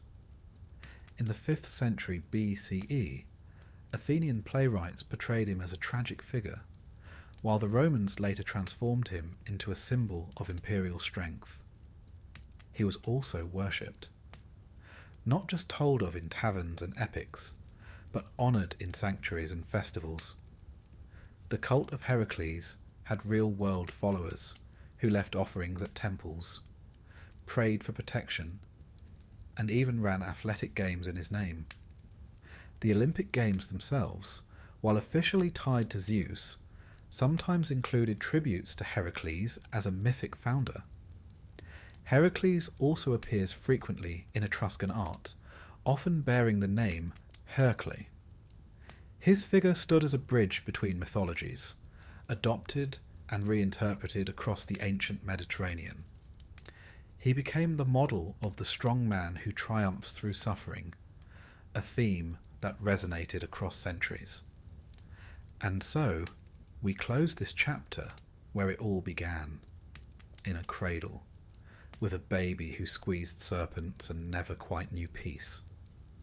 Born of gods and raised among mortals, Hercules began life as a contradiction wrapped in muscle and prophecy. He would go on to fight monsters, cross into the underworld, and die in agony upon a funeral pyre. But not yet. For now he sleeps. As I hope do you. Let us pick up our tale not in glory, but in grief. For before Hercules became the world's most famously employed hero, he first had to fall, hard, tragically, and publicly. This chapter, gentle listener, begins with madness. Divine madness, to be precise. The sort that creeps in not with the rustle of leaves or a storm on the horizon, but with the quiet whisper of a goddess holding a grudge. When last we left Hercules, he had grown into a towering figure, both in myth and in muscle. Strength unmatched, appetite legendary, beard doing most of the work at parties. He had married Megara, a princess of Thebes, and by most accounts was settling into the domestic rhythm of noble life. Perhaps even, dare we suggest it, happiness. This was, of course, unacceptable to Hera. The Queen of Olympus, still smarting from her husband's extracurricular siring of demigods, waited. Hera never forgot. Nor, it must be said, did she forgive. It wasn't long before she struck again. This time she used no serpents or tangled spells. She used madness, the most insidious of divine weapons. One moment Hercules was at peace. The next, the world became an unbearable shifting nightmare. Hera drove Hercules mad. Temporarily, yes, but devastatingly so. In his confusion and fury, he mistook his wife and children for enemies. What followed was not a battle. It was a massacre. By the time he returned to his senses, the palace was silent. His family gone. The horror of it shattered him. And so, the strongest man in Greece fell not in war, but in his own home, felled not by enemy spear, but by a god's whispered curse. The Greeks called this Eight, a ruinous madness sent by the gods. It was not simply misfortune, but a moment of divine reckoning. Even heroes, it seemed, were not safe from collapse. Let us pause here, as the Greeks did, to consider the implications. In myth, this was not merely a tragedy. It was a moral reckoning, a cosmic balancing. The Greeks believed strongly in miasma, the pollution of the soul after such acts. Hercules, polluted by his crime, could not simply carry on. No feast, no prayer, no apology could erase such a stain. He needed purification. And purification, for a Greek hero, was never gentle. He travelled, broken and barefoot, to Delphi, where the oracle of Apollo sat cloaked in smoke and mystery. It was she, through divine inspiration, who prescribed the cure, servitude. Specifically, Hercules was to serve King Eurystheus of Tiryns for 12 years. Eurystheus, it must be said, was not the sort of man you'd hope to meet in a moment of personal crisis. Small of stature, large of ego, and arguably over-fond of reclining while others laboured, Eurystheus was a petty cousin of Hercules. And thanks to a twist of fate and a bit of Hera's meddling, it was Eurystheus, not Hercules, who inherited the throne of Mycenae.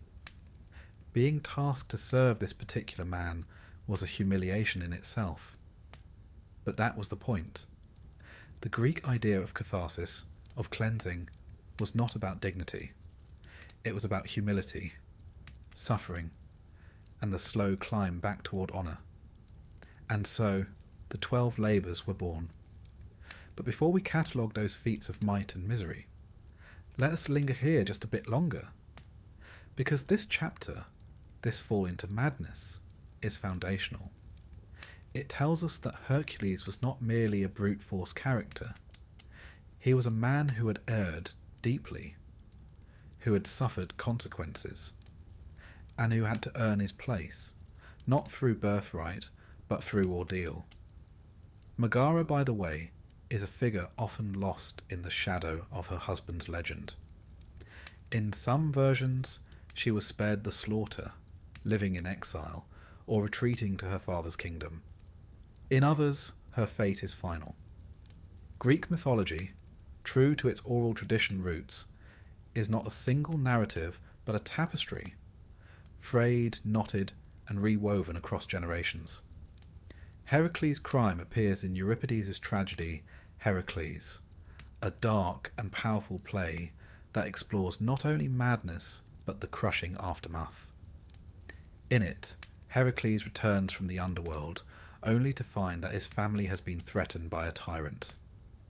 He saves them, only to be struck mad by Hera, slaughtering those he just rescued. When he awakens, he contemplates suicide. It is his friend Theseus who persuades him to live, not as a god, but as a man who must endure. This theme, endurance, is key. Greek heroes were not saints. They were not meant to be. They were instead mirrors of human struggle writ large. Courage wasn't the absence of failure. It was the willingness to rise again after falling. And what of Hera?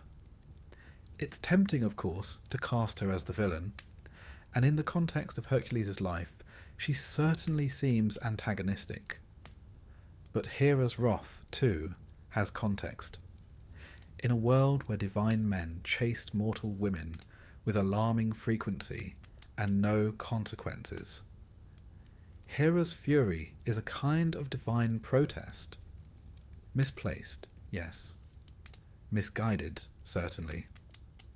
But also perhaps the only weapon available to a queen in a court of thunderous egos.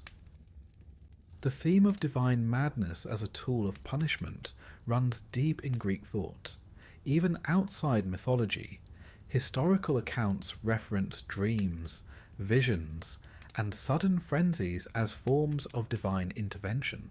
In this case, Hera weaponizes the very fabric of Hercules' mind, not merely to destroy his family, but to force him into a lifelong cycle of guilt and redemption. There are visual echoes of this moment in ancient Greek vase art. A particularly striking red figure crater from the 5th century BCE shows Hercules in a wild, almost ecstatic frenzy. His face distorted, weapons flailing, surrounded by fallen forms. Scholars debate whether it depicts this episode, but the intensity of emotion, the divine storm within, is unmistakable. His descent into madness also invites comparisons with other mythic figures.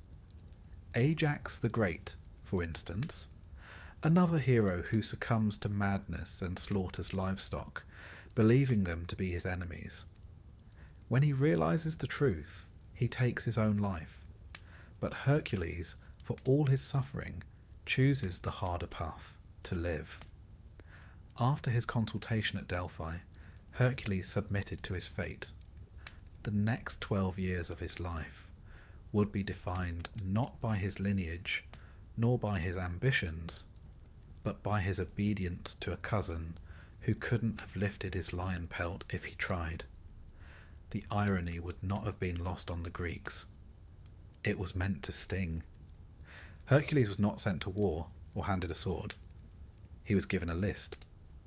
The labours that would follow, slaying, fetching, cleaning, capturing, each came with its own trap, its own sting in the tail. Some were meant to humiliate, others to kill, and all of them were intended to break him. But we're getting ahead of ourselves. There is, in fact, a faint but curious echo of this structure in modern literature and cinema. The hero who falls, the self-imposed exile, the slow path to redemption. From Arthurian knights to Shakespearean kings, from comic book titans to tragic anti-heroes, the blueprint is still there. And it begins so often with a fall not from battle, but from within. Even in early Christian traditions that emerged later, echoes of Hercules' arc can be found. The notion that redemption is earned through suffering, that strength lies not only in might, but in submission, in endurance, in service. Hercules' later worship often emphasized this redemptive arc. At sanctuaries in places like Thebes and Thasos, votive offerings often included miniature clubs and lion skins, symbols not just of strength, but of trials overcome. Pilgrims prayed not for ease, but for the strength to endure difficulty, just as Hercules had. His myth inspired the Stoics of the Roman period too. The philosopher Seneca referenced Hercules frequently, not as a brute, but as a moral figure. One who suffered nobly, who bore pain with grace, and who showed that virtue, in the end, could triumph over even divine spite. So if, by this point in the night, your eyes are heavy and the room quiet, let us leave Hercules in a moment of stillness. His past in ruins, his path unclear, his sandals dusty and the horizon distant, but not impossible. The labours await, and so, perhaps, does sleep. Let us return now to the crossroads of fate, where Hercules, cloaked in guilt and burdened by divine command, is about to begin what may be the most famous checklist in mythological history. The 12 labours of Hercules, epic in scope, improbable in detail, and oddly specific. Each one a test, each one a punishment, and each one stitched into the great tapestry of redemption. We begin with the arrangement itself. Hercules was ordered to serve King Eurystheus of Tiryns, not as a courtly guest or honoured cousin, but as a servant. And not just any servant. A servant doomed to carry out the most unmanageable, humiliating, and downright bizarre tasks the king could imagine. These labours, in a sense, were bureaucratic justice with a poetic twist. Redemption by way of impossible errands. The first labour, the Nemean lion. This lion was not merely large, it was invincible. Its golden fur could not be pierced by arrow, blade, or spear. Local villagers had resigned themselves to being an occasional snack. Hercules ventured into the lion's cave with nothing but a club and a clever mind. After realizing his weapons were useless, he wrestled the beast with his bare hands, ultimately strangling it. Then, in a moment of delightful practicality, he used the lion's own claw to skin it. From that point forward, he wore the hide as armour, a sartorial choice both symbolic and intimidating. A lion's pelt draped over his shoulders, the mane forming a makeshift hood, would become one of his most iconic attributes in classical art and statuary. Next came the Linnaean Hydra. The Hydra was a water serpent with 9 heads, or perhaps more depending on the storyteller, and for every head cut off, 2 grew in its place. A rather discouraging design feature. To make matters worse, it lived in a swamp near Lerna, and its breath was poisonous. Hercules attacked with sword and fire, while his nephew Iolaus burned the neck stumps before they could regenerate. Teamwork, it turns out, is a heroic quality too. Hera, watching from Olympus, was so annoyed she sent a giant crab to help the Hydra. Hercules crushed it. The gods later turned both monsters into constellations, because even petty divine interference deserves a commemorative sky plaque. The third labour was far less glamorous, the Ceryneian hind. This golden-horned deer was sacred to Artemis and faster than any arrow. Hercules was not supposed to harm it, so he chased it, on foot, for an entire year. Yes, a year. Through forests, over mountains, across rivers. He finally captured it gently and explained the situation to Artemis, who, remarkably, allowed him to borrow it so long as he returned it unharmed. This episode is one of diplomacy rather than destruction, a reminder that not every feat need end in bloodshed. It also subtly displayed Hercules' persistence. Rarely does one encounter a monster that must be outwalked rather than outfought. Then came the Erymanthian boar. This creature terrorized the countryside, uprooting trees and flinging farmers. Hercules captured it by driving it into deep snow, another example of brains accompanying brawn. Upon returning, Eurystheus was so frightened by the boar that he hid in a large jar, a moment which, on ancient pottery, is rendered with considerable comedy. Even myth needs its slapstick. The motif of Eurystheus hiding in a pithos, a great clay vessel, would become a recurring joke in Athenian vase painting. One wonders how he managed to govern with such a skittish constitution. The fifth labour was deeply unpleasant, cleaning the Augean stables. King Augeas owned a vast herd of immortal cattle. Their stables hadn't been cleaned in decades. The result, as one might imagine, was less than fragrant. Hercules, showing ingenuity, rerouted 2 rivers to wash the stables clean in a single day. Unfortunately, because he had bargained for payment, Eurystheus disqualified the feat. Evidently, divine redemption cannot be monetized. Yet this labour marked a shift. Hercules was no longer merely a brute, but an engineer. The feat was cited centuries later by Roman authors as an example of problem-solving by force of nature.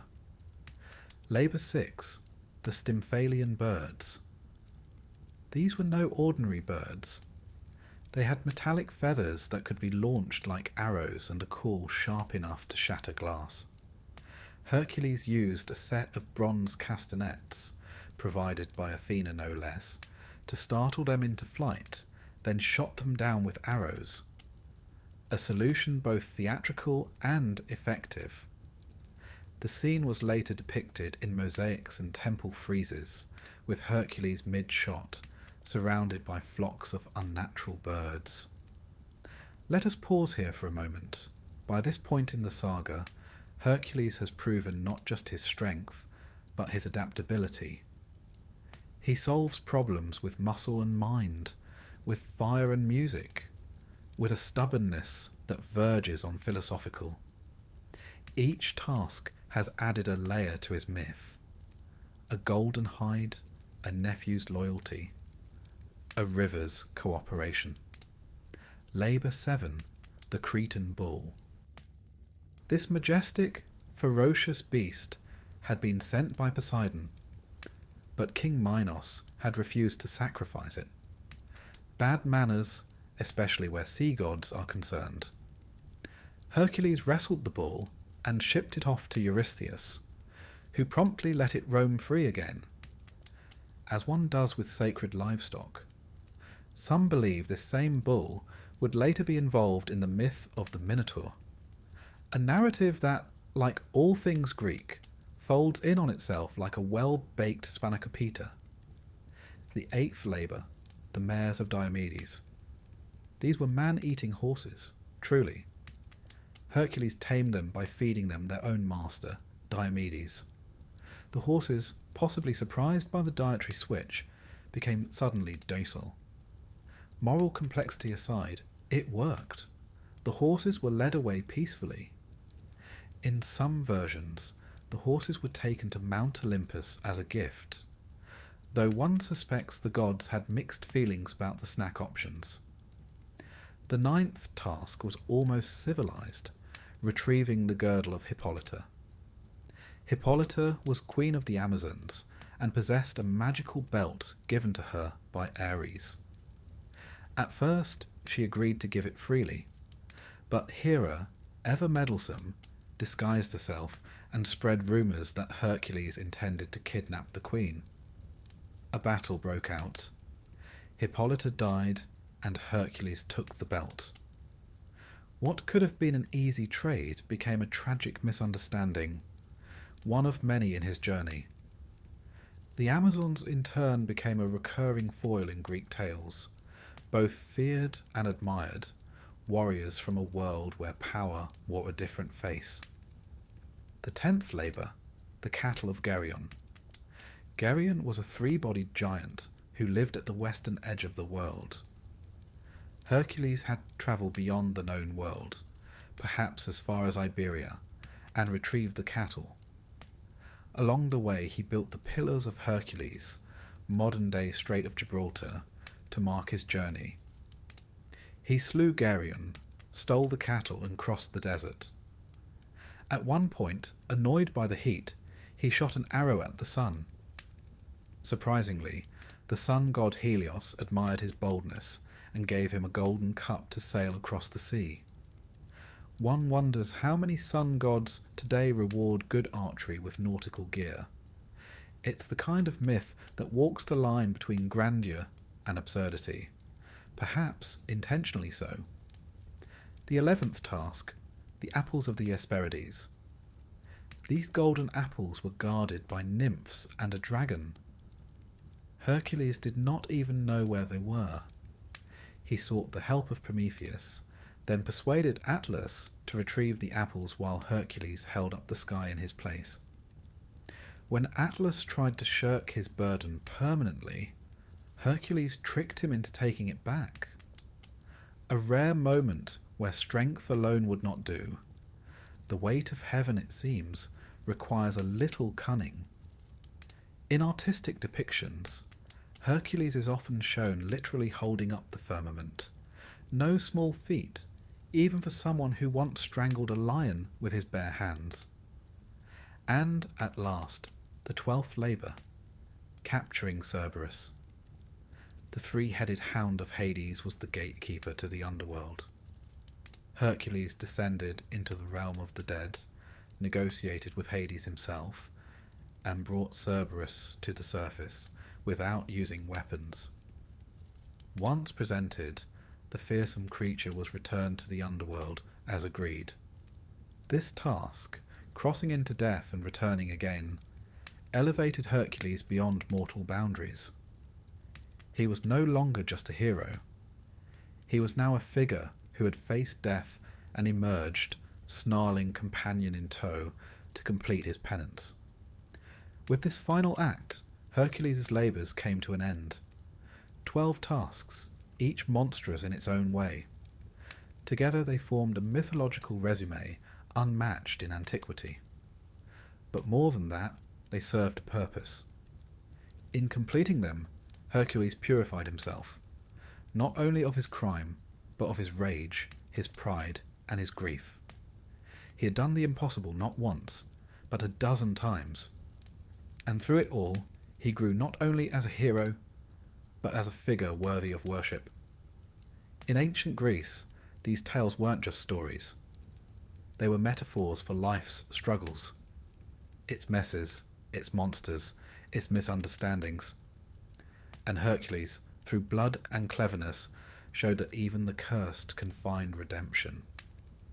His labours became a common reference in classical oratory, especially among Stoic philosophers.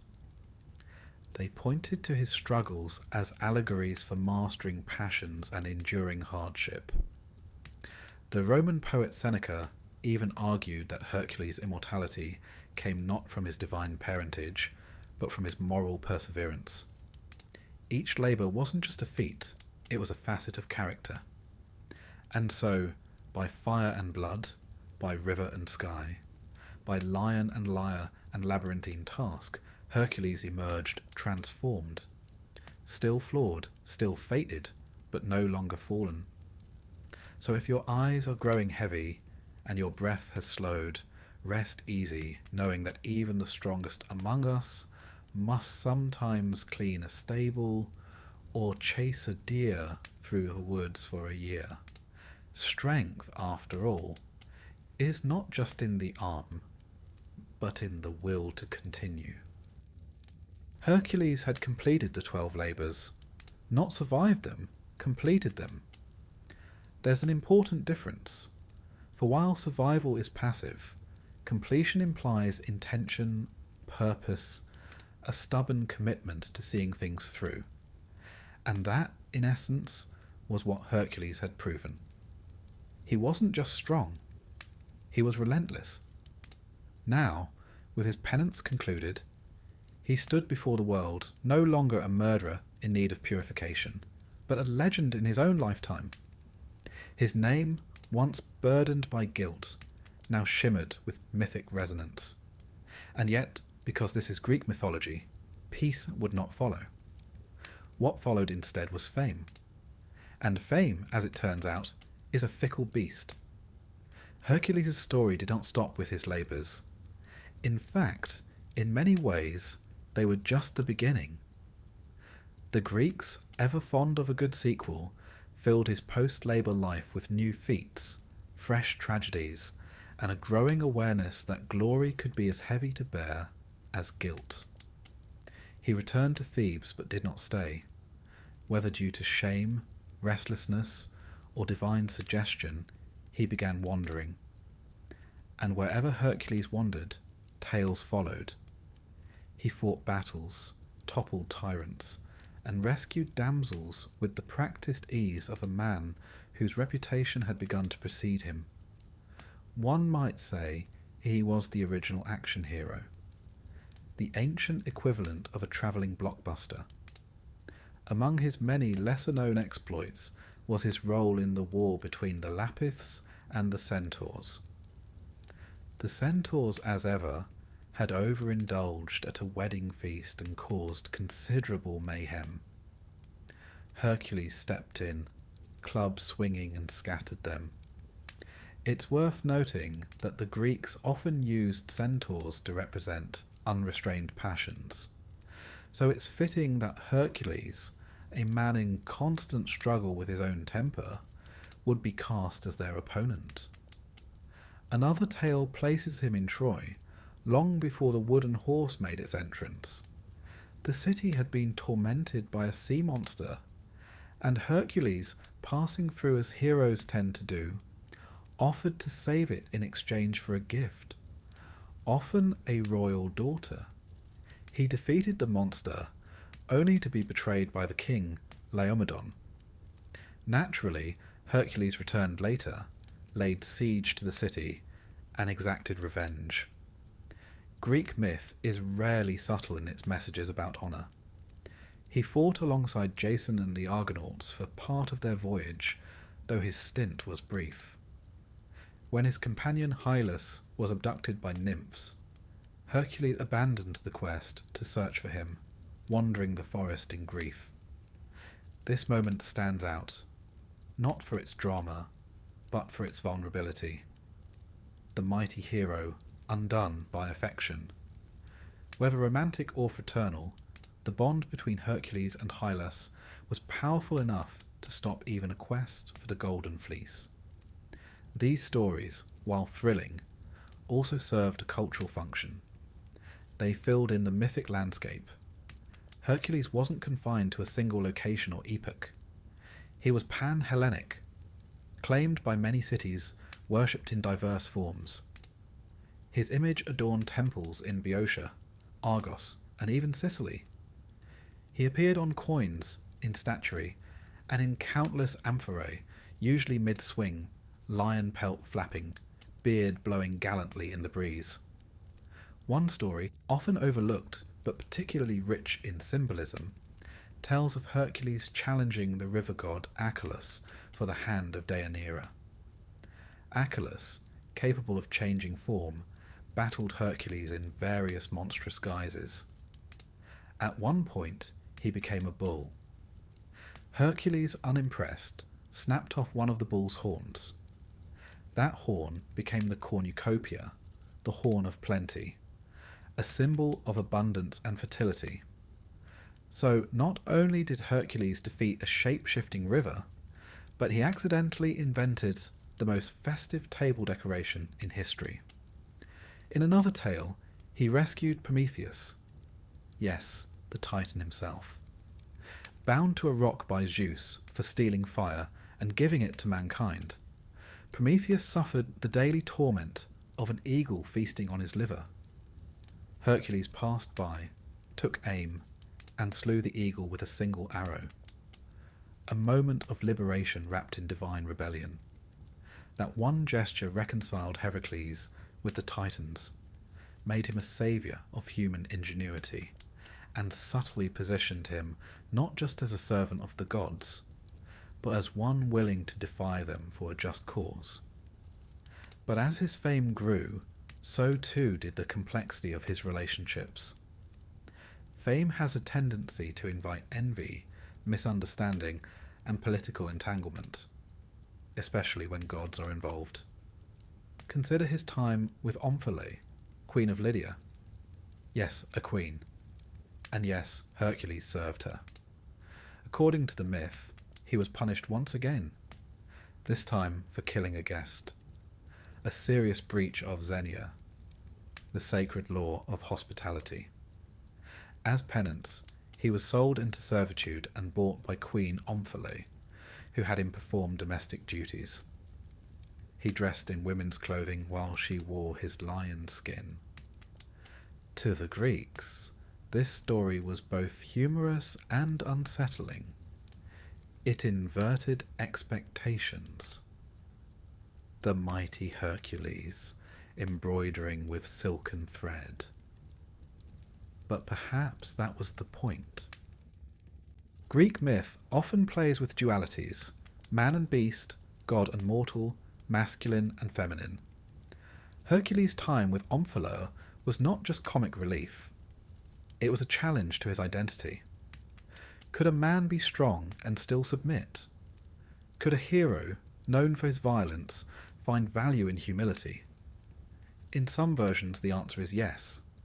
In others, it's simply another anecdote, one that kept Athenian playwrights well employed. Then there were his marriages. Hercules was not monogamous by nature or by myth. After Megara, he married several more times, Deianira being the most famous of his later wives. But before we arrive at the final tragic union, it's worth mentioning one of his most tender stories, his rescue of Alcestis. Alcestis was the wife of King Admetus. When Admetus was fated to die young, she volunteered to die in his place.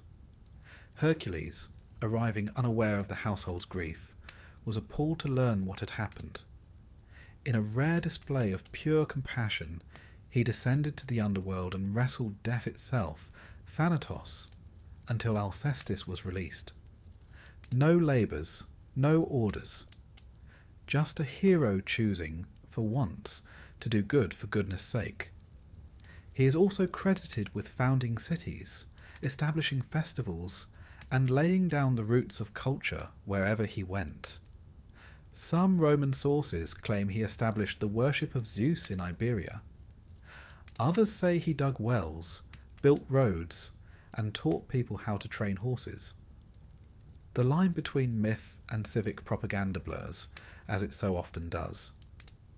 Hercules became both a god of strength and a symbol of order, ironically, for someone whose early life was defined by chaos. Even the gods continued to interact with him. Athena remained a frequent helper, and Apollo, with whom he once quarrelled over a sacred tripod, eventually reconciled with him. That quarrel, by the way, ended with Zeus hurling a thunderbolt between them, a divine "enough, boys." Temples sprang up in his honour, festivals were held in his name. The Heraclea, a series of games and rites, took place in many Greek cities, and even later the Romans would adopt him as Hercules Victus, a patron of strength and military conquest. Statues depicted him not merely as a man of action, but as one of burden, leaning on his club, the weight of the lion's skin drooping like memory over his shoulders.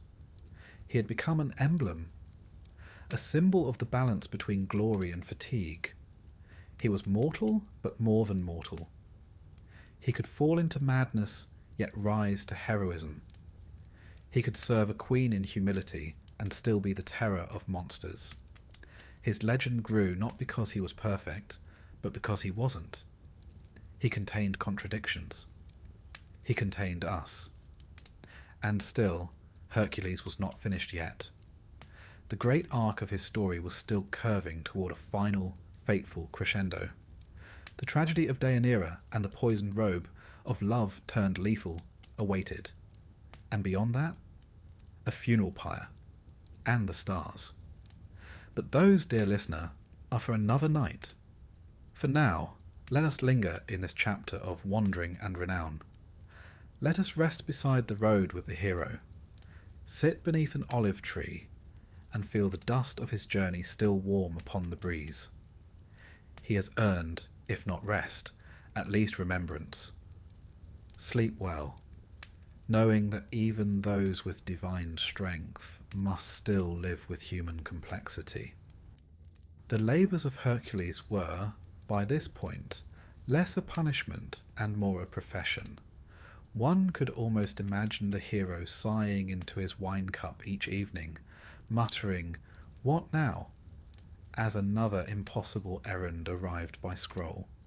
Having completed 6 tasks, including lion wrestling, swamp dwelling, and stable cleansing, one might think he'd earned a rest. But no. King Eurystheus, ever eager to find fault, declared that 2 of the completed labours didn't count. The Hydra, he claimed, had been a team effort. And the Augean stables? Well, Heracles had accepted a reward for that one. Payment apparently invalidated heroism. So, with bureaucratic pettiness firmly in place, the total number of labours rose from 10 to 12. And these final 6 were not the sort one could complete within a day's ride. No, they would take Heracles far beyond the borders of Greece, into mythic lands, forgotten corners of the world, and even to the murky gates of death itself. The first of these tasks was to capture the Cretan bull, a creature of divine origin and very poor temperament. The bull had once been sent by Poseidon to King Minos of Crete, who was meant to sacrifice it in honour of the god. But Minos, admiring its beauty, and perhaps seeing in it a fine addition to his personal menagerie, kept it for himself. This, as one might guess, did not please Poseidon, who promptly drove the beast mad. It trampled fields, smashed walls, and breathed fire in the general direction of anyone who looked at it the wrong way. Heracles, for his part, wrestled the creature into submission with little fanfare. He shipped it back to Eurystheus, who took one look at the furious snorting bull and dove headfirst into a large bronze jar, a habit he had been cultivating with some regularity. The bull was released into the wild, eventually settling near Marathon, where it continued to cause trouble for other heroes. Mythological pest control was, it seems, an ongoing business. The next task brought Heracles to Thrace, land of cold winds and warlike tribes, where a particularly grim figure named Diomedes kept a stable of horses. Now, horses are typically not man-eating creatures, but these were special. Trained to devour the flesh of prisoners and enemies, Diomedes' mares were a grisly innovation. Some versions say they breathed fire, others that they were simply unnaturally vicious. Either way, Heracles was instructed to steal them. He set off with a few companions and did battle with the king's men. The climax of the tale is dark. Heracles, in a moment of grim practicality, fed Diomedes to his own horses. One assumes the moral was something about poetic justice, or, more cynically, about the effectiveness of feeding troublesome monarchs to their own carnivorous livestock. In any case, the horses calmed down significantly after that. Eurystheus, predictably horrified, wanted nothing to do with them and let them loose. Next came a rather awkward diplomatic mission. Eurystheus' daughter had expressed a desire for a gift, the girdle, or belt, of Hippolyta, Queen of the Amazons. The belt was no ordinary fashion accessory. It symbolized the queen's authority and divine favour, said to have been given to her by Ares himself. Heracles approached with what was, initially, admirable restraint. Hippolyta, impressed by his honesty, or perhaps charmed by his muscles, agreed to give him the belt. But Hera, as ever, had other plans. Disguised as an Amazon, she spread rumours that Heracles intended to kidnap their queen. Tensions rose. The Amazons attacked. Amid the confusion, Hippolyta was killed, either by Heracles, mistaking her for an attacker, or by her own people. Thus ended what might have been a rare moment of peace. Heracles took the belt and sailed home. One could almost hear him muttering, "Couldn't just go smoothly, could it?" Then came the cattle of Geryon, a rather complicated affair. Geryon was a three-bodied giant who lived on an island far to the west, past the reaches of the known world. His cattle were of a particularly fine breed, tended by a herdsman and guarded by a two-headed dog named Orthrus. Heracles, needing transport, borrowed a golden cup from the sun god Helios. Yes, a literal cup, and used it to sail across the great western ocean. The Greeks, to their credit, were never shy about narrative scale. Upon arrival, Heracles dispatched Orthrus, the herdsman, and finally Geryon himself, with arrows tipped in hydra venom, naturally. Then began the long journey back, herding the cattle across continents, while fending off raiders, thieves, and divine sabotage. Hera, still committed to making Heracles' life difficult, sent gadflies to scatter the herd. Heracles, exasperated but dutiful, rounded them up again. One imagines this was not among his favourite labours. The penultimate trial took Heracles to the fabled garden of the Hesperides, a paradise at the edge of the world, where golden apples hung from trees, grown as a wedding gift from Gaia to Hera. These apples were not for snacking. They symbolized immortality and were guarded by a serpent with 100 heads named Ladon, as well as the nymph daughters of the evening star. Heracles didn't know where to find this place, so he did what any mythic hero would do. He found a sea god, wrestled him into submission, and demanded directions. Eventually, he sought out the Titan Atlas, who stood at the edge of the world holding up the sky. Heracles offered to take the burden, just for a little while, if Atlas would be so kind as to fetch the apples. Atlas, not surprisingly, agreed, and did so. But when he returned, he suggested he might deliver the apples himself, and leave Heracles to hold the heavens permanently. Heracles smiled, nodded, and asked if Atlas could just take the weight back for a moment while he adjusted his cloak. The Titan obliged. Heracles handed over the burden and walked off with the apples. Never underestimate a man who's fought a hydra, cleaned divine stables, and negotiated with immortal skybearers. He's learned a trick or two, and then the final task, one last labour. Heracles was told to descend into the underworld, not metaphorically, but literally, and return with Cerberus, the three-headed dog who guarded the gates of Hades. Unlike his other tasks, this one involved no theft, no slaying, no deception. He had to ask for permission. Heracles entered the land of the dead, past the ghosts of fallen heroes, and approached Hades and Persephone with what we might call exceptional manners. They agreed on one condition: he must subdue Cerberus without using weapons, and so he did. With only his bare hands and strength forged by 11 impossible tasks, Heracles wrestled Cerberus into submission and led him, snarling and snapping, into the world above. Eurystheus, now quite practiced in theatrical terror, reportedly fainted. Heracles returned the hound to its post at the gates of the underworld, unharmed and likely unimpressed by the mortal realm. At long last, the 12 labours were complete. Heracles had faced monsters, gods, queens and beasts. He had travelled beyond the edges of maps and returned, not only alive, but cleansed of his sins.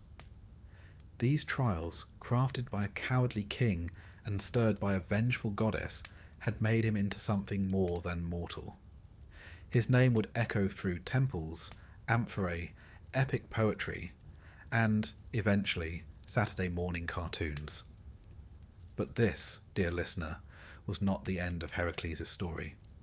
Far from it. The labours had redeemed his soul, but his mortal life would still be marked by struggle, sorrow, and final transformation. For no Greek hero gets to rest quietly. Not even the strongest of them all. Heracles, having completed his 12 labours, should by all rights have settled into a quiet retirement. Perhaps a small olive grove, a modest villa, and a dog that didn't have 3 heads. But no, this was ancient Greece, where peace was temporary and rest was for the dead. And even then, not always. The truth is, the labours had never been meant to bring Heracles peace. They were atonement, punishment, perhaps even public spectacle. 12 grand efforts to scrub the blood from his hands, yes, but not to soften his path thereafter. He had cleansed himself of the madness that led to the death of Megara and their children, but he had not unburdened himself of fate, and so he remained, strong, restless, and perhaps, deep down, a little lost. With his divine strength intact and his name known across the Mediterranean, Heracles took to wandering. Not in the lazy sandals in the sand sense of wandering, mind you, but as a relentless figure of myth and muscle. He became something between a mercenary and a demigod in residence, hired by kings, revered by the desperate, occasionally feared by those who had reason to doubt his restraint. He fought battles not listed among his labours, wars not sung about in epic poems. He toppled tyrants, hunted monsters, and even founded cities. Or so the stories go. It's difficult, of course, to know where the real Heracles ends and the embroidered myth begins. But perhaps that was always the point. He ventured far beyond the Greek mainland, to Libya, where he is said to have bested Antaeus, a giant who could not be defeated so long as he remained in contact with the earth. Heracles, with practical brilliance, lifted him into the air and crushed him. A fine metaphor, if you like, for learning to outwit even the most grounded adversary. He travelled to Egypt, where one story claims a certain King Busiris attempted to sacrifice him, only to be sacrificed himself in short order. Heracles was not fond of surprises. He journeyed to the northern forests and the shores of the Black Sea, places where even Greek sailors whispered of cold winds and stranger gods. He was, in many ways, the first truly pan-Hellenic hero, a figure whose legend expanded with every ship that left port and every tale told over wine. Local myths absorbed him like water into sponge. In Egypt, he was associated with Hereshaph, a warrior god with strength and regal bearing. In Phoenicia, they connected him to Melkart, and in Italy, the Etruscans began to whisper his name in their own rights. The Romans, of course, would claim him fully, Latinizing his name to Hercules and casting him in the image of empire itself. Strong, noble, enduring, and always just a touch too prone to violence. But even heroes get lonely. And so it was that Heracles returned briefly to the subject of marriage. He set his sights on a woman named Deianira, a princess of Calydon, known for her beauty, wit, and a certain spirited independence. But winning her hand was not without difficulty. She had another suitor, the river god Achelous, a shape-shifting deity who argued quite reasonably that he had seniority, divinity, and far fewer episodes of public chaos in his past. But Heracles, never one to lose a contest, challenged him outright. The two fought in a contest of strength and form. Achelous turned into a snake. Heracles squeezed him. Achelous became a raging bull. Heracles broke off one of his horns. That horn, in time, would become the cornucopia, the horn of plenty, symbolizing abundance. It's rather poetic that one of the most enduring icons of harvest and feast began as the snapped horn of a god defeated in a suitor's duel. Heracles and Deianira married, and for a time there was peace. They lived in Calydon, and he, for once, appeared content. But peace, as always, was fleeting. A dispute arose, as it always seems to, when mortal politics and divine legacy meet. The couple left Calydon, setting out to start anew elsewhere. And it was during this journey that tragedy began to trail them once more. At the banks of a river, swollen, fast-moving, they encountered a centaur named Nessus. Nessus offered to ferry Deianira across while Heracles swam. This was not unusual. Centaurs, though often unruly, were sometimes employed for such tasks. But Nessus had darker intentions. Midway through, he attempted to abduct Deianira. Heracles, on the opposite bank, saw what was happening. Without hesitation, he drew his bow and loosed an arrow, one tipped, as always, with the venom of the Hydra. The arrow struck true. Nessus collapsed, mortally wounded. But with his final breath, he turned his defeat into something far more sinister. He told Deianira, calmly, persuasively, that his blood, now mingled with the pain of love denied, could be used as a charm. If ever she feared Heracles might stray, a robe soaked in this blood would bind his heart to hers. It was a lie, of course. The blood was now tainted with the lethal venom that had killed so many beasts before him. But she believed him. Years passed. The couple settled elsewhere. Heracles resumed his heroic wanderings, performing feats, receiving honours, and, occasionally, as with the young Princess Iole, letting his admiration show perhaps a bit too openly. Deianira, hearing whispers of his interest in Iole, panicked, not with anger, but with sorrow, and the kind of desperation only love and insecurity can brew. She remembered Nessus's words. She prepared a robe, as he had instructed, soaked in his blood, and sent it to her husband. Heracles, ever trusting, donned the gift. The moment the cloth touched his skin, it began. A pain unlike any he had known, and that is saying quite a lot, considering he had once hauled the sky on his shoulders. The venom worked quickly, seeping into his flesh, burning not like flame, but like betrayal. He tore at the fabric, but it would not release. The more he struggled, the more damage it did. His skin clung to it. His strength became meaningless. There is something profoundly human about that moment. The strongest man in myth, undone not by monster or blade, but by trust, by love, by the unintended cruelty of someone who meant him no harm. Heracles, realizing his end was near, climbed Mount Uta. He ordered a funeral pyre to be built. None would light it out of reverence or fear. Finally, a traveller, sometimes said to be Philoctetes, the archer, agreed. Heracles gave him his bow as thanks, a sacred weapon destined to play a role in the Trojan War. And then he lay down, surrounded by wood, and waited for the flames. As the fire consumed his mortal body, something remarkable occurred.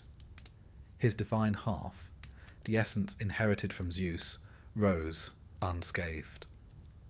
He ascended to Olympus, shedding pain, memory, and all the weight of mortality. And there, in what might be mythology's most unexpected reconciliation, Hera welcomed him.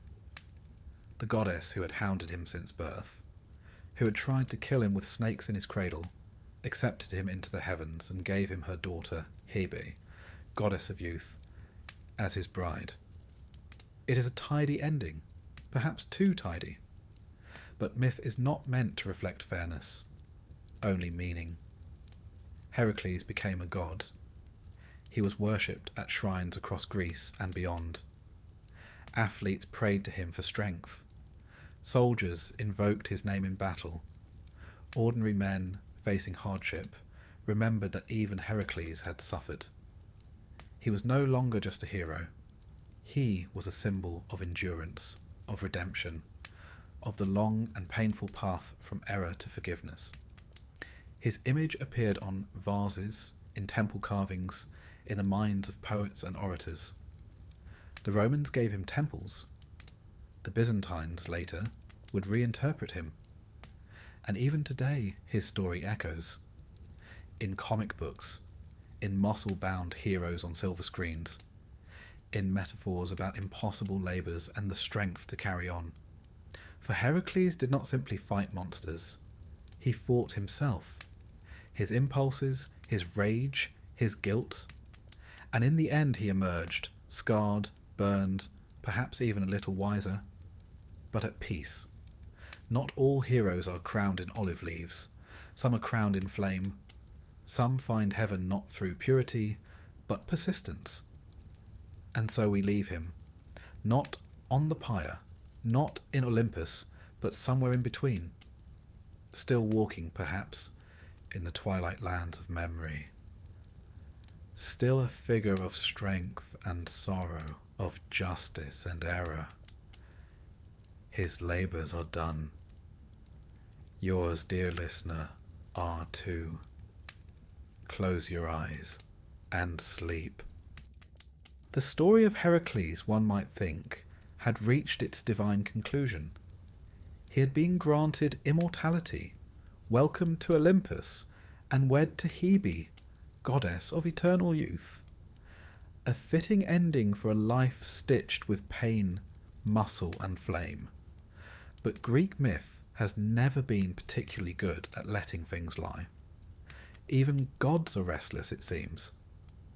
And though Heracles had ascended, stories of his deeds on earth continued to ripple outward like aftershocks from a long-forgotten quake.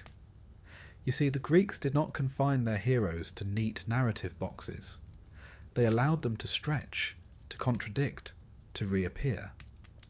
And so Heracles, though now divine, remained curiously involved in mortal affairs. His cults grew. His adventures were expanded upon. Entire cities claimed his presence. And in many places, he was more than remembered. He was still active, a hero who, despite his apotheosis, never quite stopped moving. This chapter, then, is not a single tale.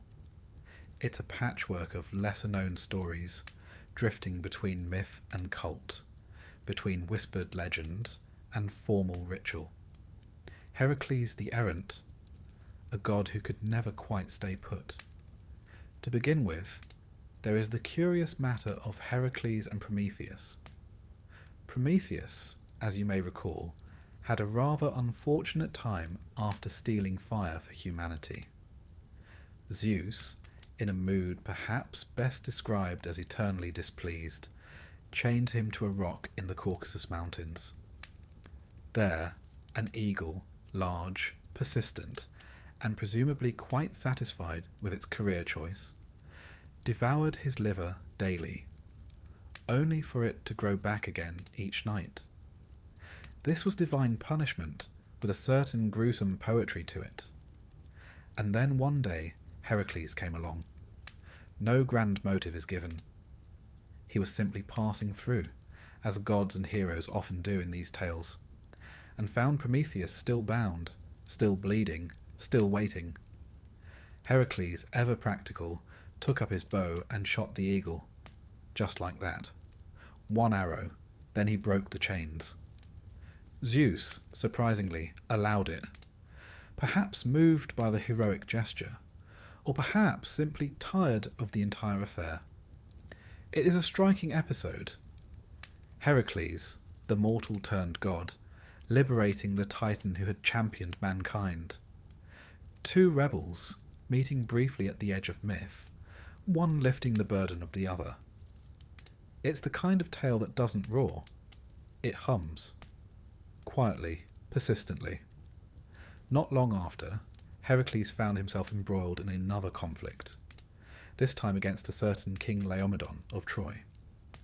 The king, as kings often are in Greek myth, was both proud and dishonest. He had promised Heracles a reward, horses, to be specific, if the hero would rescue his daughter Hesione from a sea monster. Heracles, of course, obliged. He slew the creature, saved the girl, and then was promptly told that the reward would not, in fact, be given. This was a mistake. Heracles returned later with an army, sacked the city, and killed Laomedon. In the chaos, he handed Hesione over to her choice of suitor. She picked Telamon, Heracles' comrade. Together they would become ancestors to Ajax, one of the greatest heroes of the Trojan War.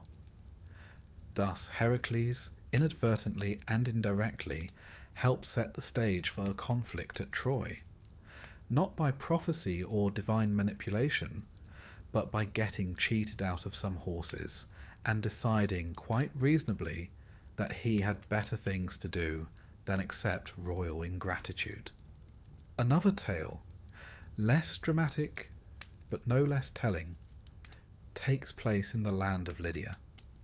Here, Heracles entered into a curious period of servitude. He was, according to legend, sold as a slave to Queen Omphale. The reasons for this vary. Some say it was punishment for a murder, not his first nor his last. Others suggest it was a kind of penance, enforced by the gods to teach humility. What's more interesting is what happened during this period. Omphale, unlike most Greek queens, was not content to let a demigod stomp about smashing things. She put him to work, and not in the usual Heraclean fashion. He was made to do spinning, weaving, domestic chores.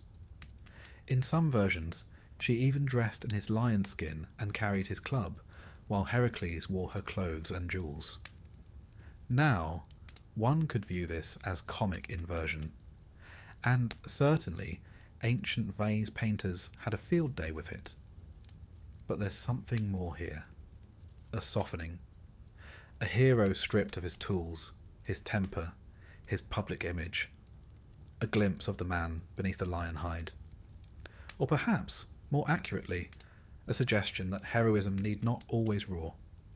Sometimes it simply folds laundry. It's a reminder, too, of the Greek fascination with role reversal, with flipping the expected order of things, if only to see what happens. Omphale, strong and shrewd, ruling over the strongest man in myth. Heracles, still formidable, submitting not out of weakness, but out of something almost like curiosity. And then there were the small interventions. Tales too minor for epic, but too persistent to vanish. He helped the Argonauts, in some versions, though he did not complete the voyage. He was present at Calydon, though the spotlight was mostly on Meleager and the famous boar. He trained warriors, advised kings, and occasionally settled scores that no one else could. In Boeotia, he was said to have founded the Olympic Games, though that honour is also claimed by Pelops and even Zeus himself. Still, Heracles' presence at Olympia became fixed in the cultural imagination.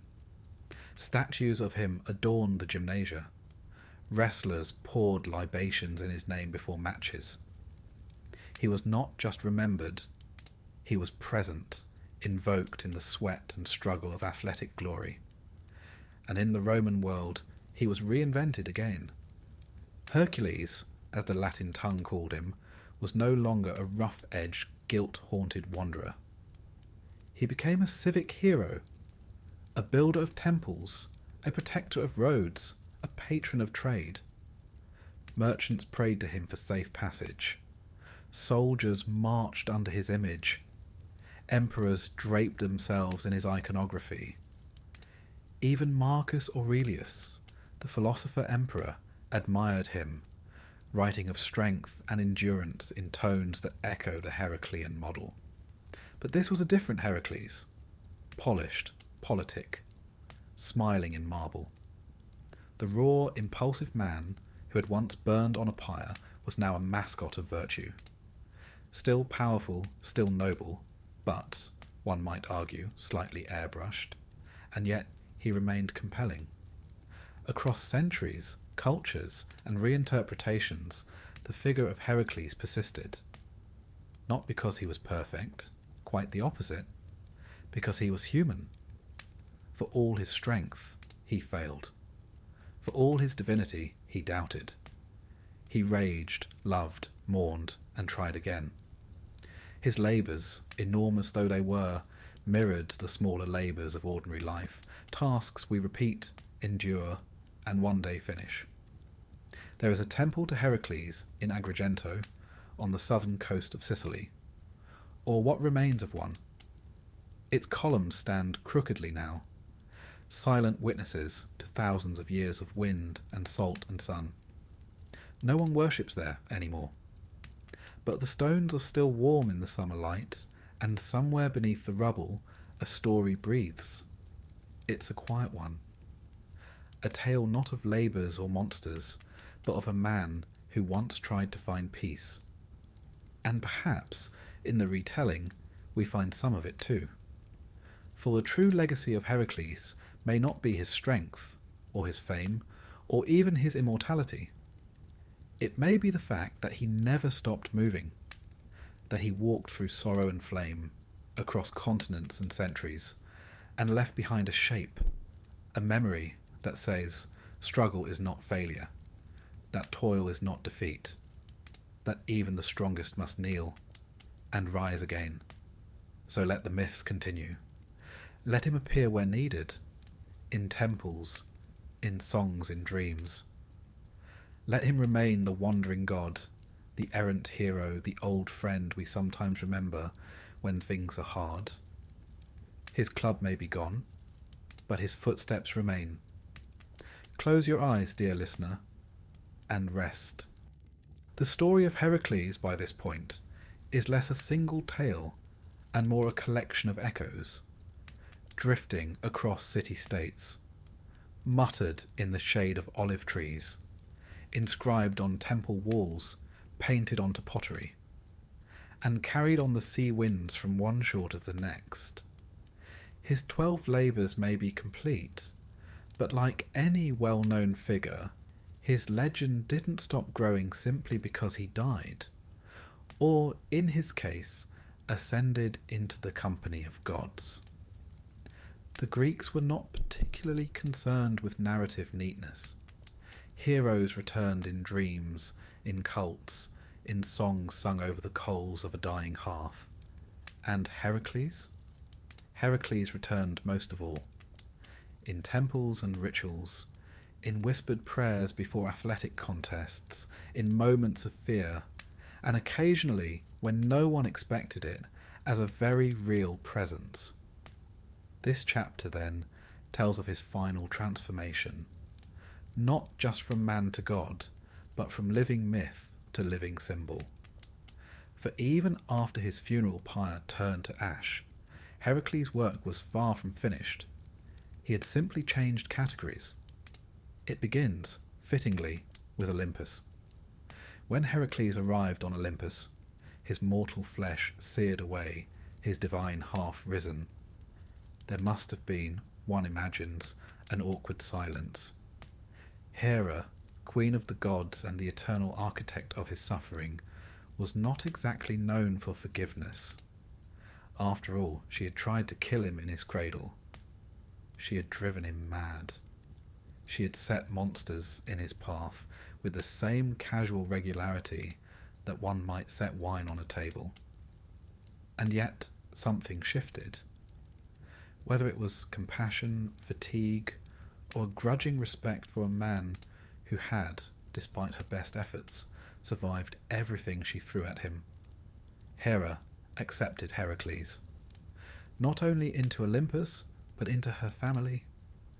She gave him her daughter Hebe, goddess of youth, as a bride, and just like that, the old antagonism dissolved.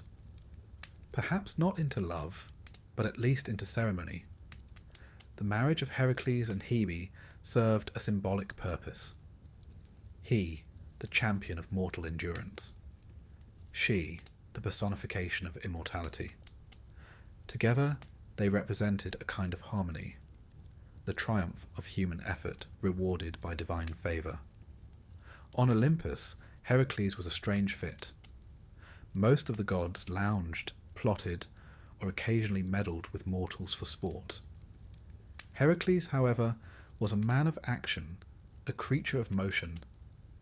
Even among immortals, he was restless. He did not take easily to lounging on clouded thrones or sipping ambrosia while contemplating the nature of eternity. And so, unsurprisingly, he continued to intervene. There are stories of Heracles descending from Olympus to aid in battles. He appears to help heroes, to guide kings, to judge wrestling matches. His status was complicated. Not quite god, not quite ghost, not quite memory, but always there. In parts of Greece, especially in places like Thebes and Argos, Heracles was not just worshipped. He was invited. Shrines were built for him. Sacrifices were made. And more unusually, rites were performed to call him down, to ask him to attend. These were not mere devotions. They were invitations for the god to return, to walk again among men, to protect them in moments of trial. One such rite, known as the Heracleia, was celebrated annually in many city-states. It commemorated his death, his burning, and his rebirth. Unlike most festivals for the gods, which emphasized their power and perfection, the Heracleia was about pain and triumph, about the long, scorched road to redemption. His cult grew, and with it, stories multiplied. Some claimed that Heracles now sat among the stars, his lion-skin cloak glittering in the firmament. Others said he walked the roads in disguise, helping travellers and punishing the wicked. And others still, especially the philosophers, began to see him not just as a figure of strength, but as a moral example. The Stoics in particular adored Heracles. To them, he was the embodiment of virtues, the Roman virtue of strength through discipline. Here was a man who had suffered, who had endured hardship after hardship, and who had chosen action over complaint, duty over despair. To live like Heracles was not to be invulnerable, but to be resilient. One philosopher, Musonius Rufus, once said that a man ought to strive for the same strength of character as Heracles, not the lifting of weights or slaying of beasts, but the courage to do what was necessary even when one's soul trembled. In this way, Heracles became a bridge, not only between man and God, but between body and soul, between myth and philosophy. He became a kind of spiritual exercise, an ideal of suffering made meaningful by perseverance. The Romans, never ones to let a good god go to waste, adopted him wholeheartedly. They transformed Heracles into Hercules Victor, Hercules the Conqueror, a patron of soldiers, travellers, and merchants. Temples were raised to him in Rome, most notably the Round Temple in the Forum Boarium, where people came to pray for success in business and battle alike. Roman emperors adored the comparison. Commodus, that volatile and theatrical emperor, fancied himself a reincarnation of Heracles. He fought in the arena, dressed in lion skins, and had statues made in his image. It was, admittedly, not subtle. Others were more restrained. Marcus Aurelius, the philosopher emperor, spoke often of endurance, and though he didn't claim descent from Heracles, the ideals he preached, calm, resolve, ethical action, echoed the Heraclean model in quieter tones. And so, over centuries, Heracles transformed again. He was a hero, then a god, then a symbol. A tale told to children, a prayer whispered by athletes, a statue softened by the rain. His strength remained, of course, always the club, the lion skin, the impossible biceps. But each strength began to mean something different. It wasn't just about violence or victory. It was about surviving, about the patience to carry burdens, the courage to atone, the strange grace of starting again. His image changed with the times. The early Heracles was wild-haired, wide-eyed, a man more beast than god. Later, in the Hellenistic age, he was shown older, heavier, more contemplative.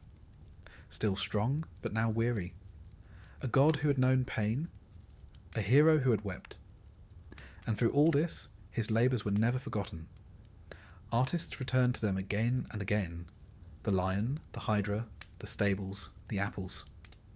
Each one became a metaphor, challenges to be overcome, trials to be endured, personal monsters in mythic disguise. They were painted onto drinking cups, etched into stone, told over and over at dinner parties and temple gatherings and public games. Not because they were entertaining, though they certainly were, but because they held something timeless, a structure, a promise, that if Heracles could do it, perhaps we could too. Not slay monsters necessarily, but endure the things life throws at us: grief, doubt, fatigue, shame, and emerge still walking, still trying, still ourselves. By the time Christianity began to rise in the Mediterranean world, Heracles had already faded somewhat from daily worship. The temples grew quiet, the sacrifices stopped, but the memory remained, and in curious ways it was absorbed. The image of a suffering saviour, carrying burdens not his own, descending to the underworld and rising again. One needn't stretch too far to see the shadows he cast across later sacred narratives. Even today, he's still with us. In the gym, where men and women push their limits under posters of muscled heroes. In literature, where flawed protagonists strive for redemption. In philosophy, where we are reminded that virtue is not born in comfort, but forged in fire. And in bedtime stories, where strength and sorrow dance side by side. Heracles, it seems, has never truly left. He simply changes shape. One day a statue, one day a star, one day a voice in your head telling you to get up and try again, even when everything aches. His labours are complete, but ours, in a gentler, quieter way, go on. So, rest now, dear listener. You've carried enough for today. And tomorrow. Well, tomorrow we face our own lions. But tonight you sleep.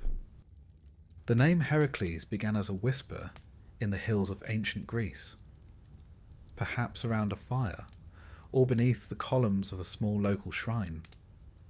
But it did not stay there. It travelled.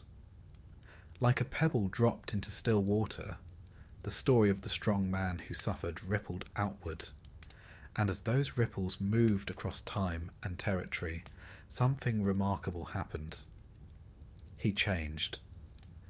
This chapter tells of Heracles not as a singular figure bound to a single myth, but as a traveller, a god without a border, a hero with many names.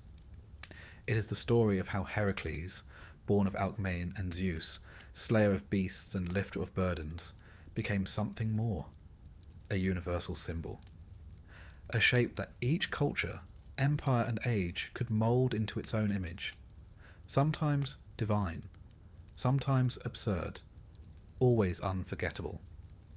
His journey begins, oddly enough, not in Greece, but from Greece, through its colonies, trade routes and ambitions.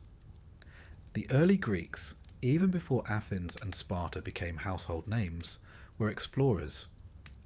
They set sail in small ships, hugging the coastlines, trading oil, wine and stories.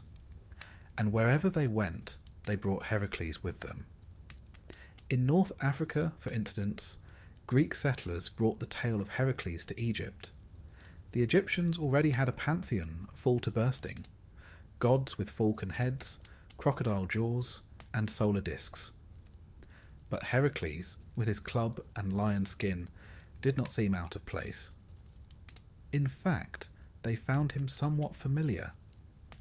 He became associated with Hereshaph, an older Egyptian deity, a creator god with ram's horns, worshipped at Heracleopolis. Yes, they renamed the city, Heracleopolis Magna, the great city of Heracles. In this Egyptian form, Heracles lost none of his power, but he gained a touch of majesty. No longer the wild, brawling hero of Greece, he became a figure of wisdom, even kingship, a god of renewal and rulership. It is always fascinating to watch how cultures, when handed the same myth, choose to interpret it not by its original logic, but by their own need. In the East, among the Persians and later the Indians, the Greeks introduced him as part of their imperial storytelling. After Alexander the Great swept across the known world, from Macedonia to the Indus River, he brought with him not only armies, but iconography, coins bearing the lion-headed visage of Heracles, temples with columns shaped like clubs. In India, some scholars believe Heracles may have influenced, or been conflated with, figures such as Vishnu or Krishna, particularly in the Greco-Bactrian kingdoms where Hellenic and Indian cultures overlapped. In Gandhara art, that haunting fusion of Greek realism and Buddhist serenity, we sometimes find figures who look suspiciously like Heracles, guarding stupas, standing beside bodhisattvas, lion skin slung casually across their shoulders. He had, it seems, become a guardian of thresholds, a protector, no longer wrestling monsters in the swamps of Argos, but keeping watch at the edge of enlightenment.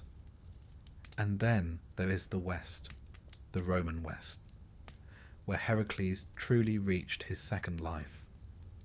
The Romans, practical and deeply fond of useful gods, renamed him Hercules and made him a patron not just of strength, but of travellers, merchants, and military men.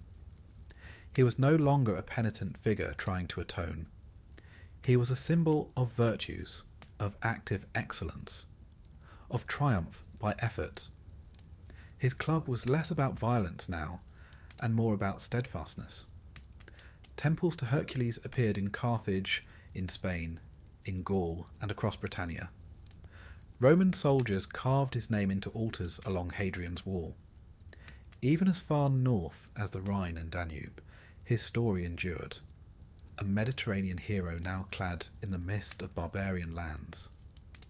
He was not just a god, but a tool of empire. His labours became metaphors for imperial conquest. Just as Heracles had tamed the wild world in his myths, the boar, the lion, the stables, so too did Rome imagine itself taming the wilderness beyond its borders. But beneath the grandeur, Hercules still retained his complexity. Romans told jokes about him. They painted him in taverns, sometimes drunk, sometimes asleep, sometimes wrestling pigs instead of giants. He became, oddly enough, a figure of affection, more human than many of their distant, aloof gods. In Hispania, modern-day Spain and Portugal, Heracles was said to have founded Cadiz. The Pillars of Hercules, those two mythical rocks on either side of the Strait of Gibraltar, marked the edge of the known world. Non plus ultra, they said, nothing further beyond. A neat reminder that even the strongest man in legend had limits. And then, perhaps inevitably, Heracles passed into story. As the Roman Empire waned, Christianity rose. And like many pagan figures, Heracles was gently repurposed, not entirely discarded, but no longer worshipped. In medieval texts, he appeared not as a god, but as a cautionary tale. A strong man, yes, but one undone by pride, or lust, or wrath. The same traits that once made him heroic now made him tragic. Still, he would not disappear. In the Renaissance, that great rebirth of classical knowledge, Heracles came roaring back. Artists painted him with glowing skin, rippling muscles, eyes cast upward in stoic determination. Writers invoked him in Latin verse. Philosophers used him to argue for the nobility of struggle. Michelangelo sculpted him. Rubens painted him. In Florence, he became a civic symbol, the strong man who defends the city from chaos. A very localized Hercules, you might say, complete with Florentine fashion and political nuance. In the 18th century, Enlightenment thinkers adopted him again, this time as a symbol of reason triumphing over superstition. The Hydra became ignorance. The stables became the corrupt institutions of church and state. The metaphor evolved, but the shape remained. And then, in the 20th century, something altogether different happened. Hercules went to Hollywood. He was played by bodybuilders, by Italians in sandals, by the occasional animated demigod with a singing satyr for a sidekick. He appeared in comics, in cereal commercials, in gym names. His strength became a marketing tool. His labours, a convenient plot device. And yet, even there, beneath the muscle, the cheese, the fanfare, something of the old Heracles remained. He was still flawed, still funny, still, in his way, trying to do the right thing. He became whatever each era needed. A god in Egypt, a hero in Rome, a saintly sufferer in Byzantium, a cartoon in California. His adaptability is his power. Not just his strength, but his resonance. The way he fits into every age, because he is, at heart, not just divine, but recognisably human. A man who made mistakes, who lost his temper, who regretted things, who tried to fix them, who sometimes succeeded and sometimes didn't. In this way, Heracles has become not just a myth, but a mirror. We see in him the best of us, and, at times, the worst. We see the burdens we carry, and the hope that we might one day put them down. We see the struggle, the exhaustion, the final rest. So when we say Heracles around the world, we are not merely mapping the places he touched. We are tracking the ways he continues to matter. In philosophy, in art, in quiet metaphors we don't always realise we're using. To call someone Herculean is to name them strong, yes, but also determined, dogged, capable of facing the thing no one else will face. And that, perhaps, is the truest legacy of all. Not the temples, not the films, not the myths carved in fading marble, but the idea that strength is not about being untouched by hardship, but about facing it anyway, quietly, relentlessly, kindly.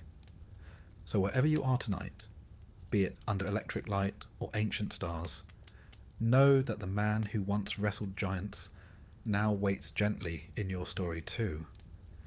And maybe, when things feel too heavy to lift, you'll remember him. And try anyway. Rest now, listener. The world can wait. The next labour begins in the morning. Tonight, you sleep. Stories end, but not all at once. Some fade gently, like candlelight at the bottom of a glass.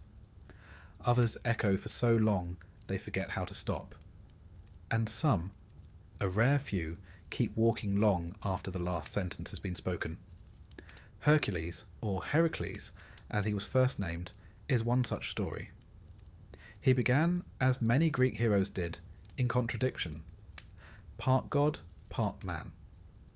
Born of an illicit affair between Zeus and a mortal woman. Hated by the queen of the gods before he could even speak. Loved by many, feared by more, and tasked with redeeming himself through deeds so difficult they have never been forgotten. We followed him through it all. The snake in the cradle. The labours that pushed the edge of the world. The moment of madness. The wrestling matches with river gods and monsters and grief itself. The poisoned robe, the flames, the ascent, the uneasy peace. But even after 10 chapters and thousands of words, the question lingers.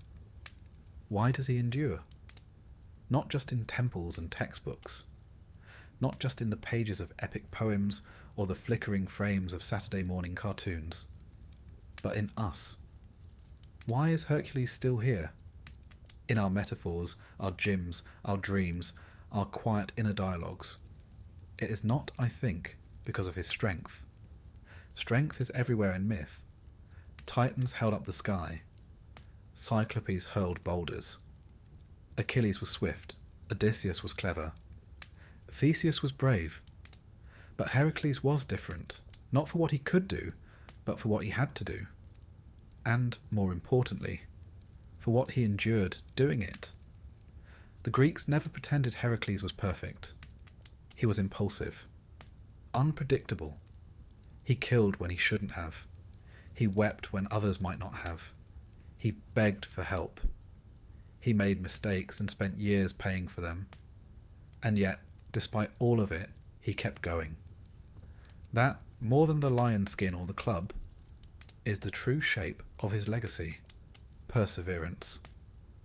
The Greeks had a word for this: karteria, endurance, the ability to suffer well, to bear the unbearable, to carry your guilt on your back like a sack of stones and still climb the mountain, to scrub stables when the stench is overwhelming, to battle hydras knowing they only grow more heads, to take on tasks you didn't ask for, to clean up the mess left by others, and to do so not because it will make you famous, but because it needs to be done. Heracles became a vessel for these ideas. He was not the hero of victory. He was the hero of effort. The Stoics saw this clearly. For them, he was not just muscle. He was moral fibre. Marcus Aurelius, in his Meditations, doesn't name Heracles directly, but you can feel him in the emperor's tone. You must build up your life action by action, he writes, and be content if each one achieves its goal as far as possible, and no one can keep you from this. That, in essence, is the life Heracles lived. Not clean, not easy, not without error, but persistent. And in persistence, something divine, even in death, or apotheosis, depending on your view. Heracles didn't settle into stillness. He wasn't transformed into some aloof, distant deity, drifting on clouds, sipping ambrosia in bored omnipotence. He remained active, invoked, present. In Thebes, athletes poured oil over altars in his name. Wrestlers rubbed their arms and whispered prayers to him. Soldiers drew his lion's head on their shields, not because they expected invincibility, but because they needed courage. Traders left offerings before long journeys. Even ordinary people, those not kings or warriors or philosophers, saw in him someone who knew what it was to toil. There is comfort in that. To imagine that a figure so mighty still understood hardship, that even gods once had to suffer through long days and difficult choices, that the divine could emerge not just from miracles, but from repetition, from resilience. He also changed over time. That too is part of his strength. He became what people needed him to be. To the Greeks, he was the flawed mortal trying to be better. To the Romans, he was the empire's brawny cousin, civilized and assured. To the Christians of late antiquity, he became a sort of pagan penitent, one who suffered for past sins and emerged transfigured. In the Renaissance, he returned as the ideal man, strong of body, bold of spirit, occasionally nude in marble but always upright. In the modern world, he became the archetype of the hero's journey: trials, growth, triumph, even when the names had changed. He was Gilgamesh, Beowulf, Frodo, Luke Skywalker. Every character who begins unready suffers, fails, learns, and somehow, scarred but wiser, prevails. You've seen him, even when you haven't noticed. He's there in the firefighter pushing through smoke, in the parent working 2 jobs, in the student pulling another all-nighter, hoping for a future that feels just out of reach, in the addict trying again, in the heartbroken healing slowly. He is not just in the mighty, he is in the struggling, and he has always been. Because Heracles, as myth, speaks not to our fantasies, but to our exhaustion. He tells us, yes, it is hard. Yes, you have made mistakes. Yes, you are tired, but go on anyway. Do the next labour. Wrestle the next beast. Clean the next stable. Try again. And if you fail, well, even Heracles failed sometimes. The ancient Greeks, for all their dramatics, understood this quietly. Their temples to him were often built on roadsides, at crossroads, at city gates, places where travellers passed through, burdened by distance, by trade, by fear. They prayed not just to be strong, but to keep going. They left offerings of oil and muscle balm and simple food. They asked for patience, for courage, for rest, and not just in Greece, along Roman roads, in the forums of Spain and Gaul, on the windswept borders of Britannia. His name travelled not with spectacle, but with quiet reliance. He became a sort of spiritual companion, the god not of thunder, but of the weary nod at the end of the day. It's telling, I think, that Hercules never became the god of conquest, not of war, not of kingship, but of effort, of survival, of the weary hero who just kept going. There's something deeply human in that. Even his apotheosis, his becoming a god, is not portrayed as glory but as release. He is not swept into the heavens by chariots and trumpets. He burns. His mortal flesh stripped away by pain, revealing divinity not as a crown, but as the quiet core that remained when everything else was gone. He becomes, in the end, the man he was always meant to be. Not perfect, but whole. And so, as this story closes, you might wonder what remains. Not the monsters. Those are gone. Not the labours. Those were his. What remains is the idea. The idea that we can face things, even when they seem impossible. That strength is not measured in glory, but in effort. That you don't have to be a god to matter. You just have to keep going. And sometimes, stop. Lay down your burdens. Rest by the fire. Eat, drink, sleep. Heracles would understand. He, more than anyone, earned his sleep. And now, so have you. So close your eyes, dear listener. Let the world fall away. The labours are behind you. The line is long tamed, the serpents silenced, the arrows spent. You are not broken. You are not behind. You are simply becoming. As he did, as we all do, and in that long, slow unfolding. You are not alone. The stars remember him, and they remember you too. Good night, hero. Sleep well.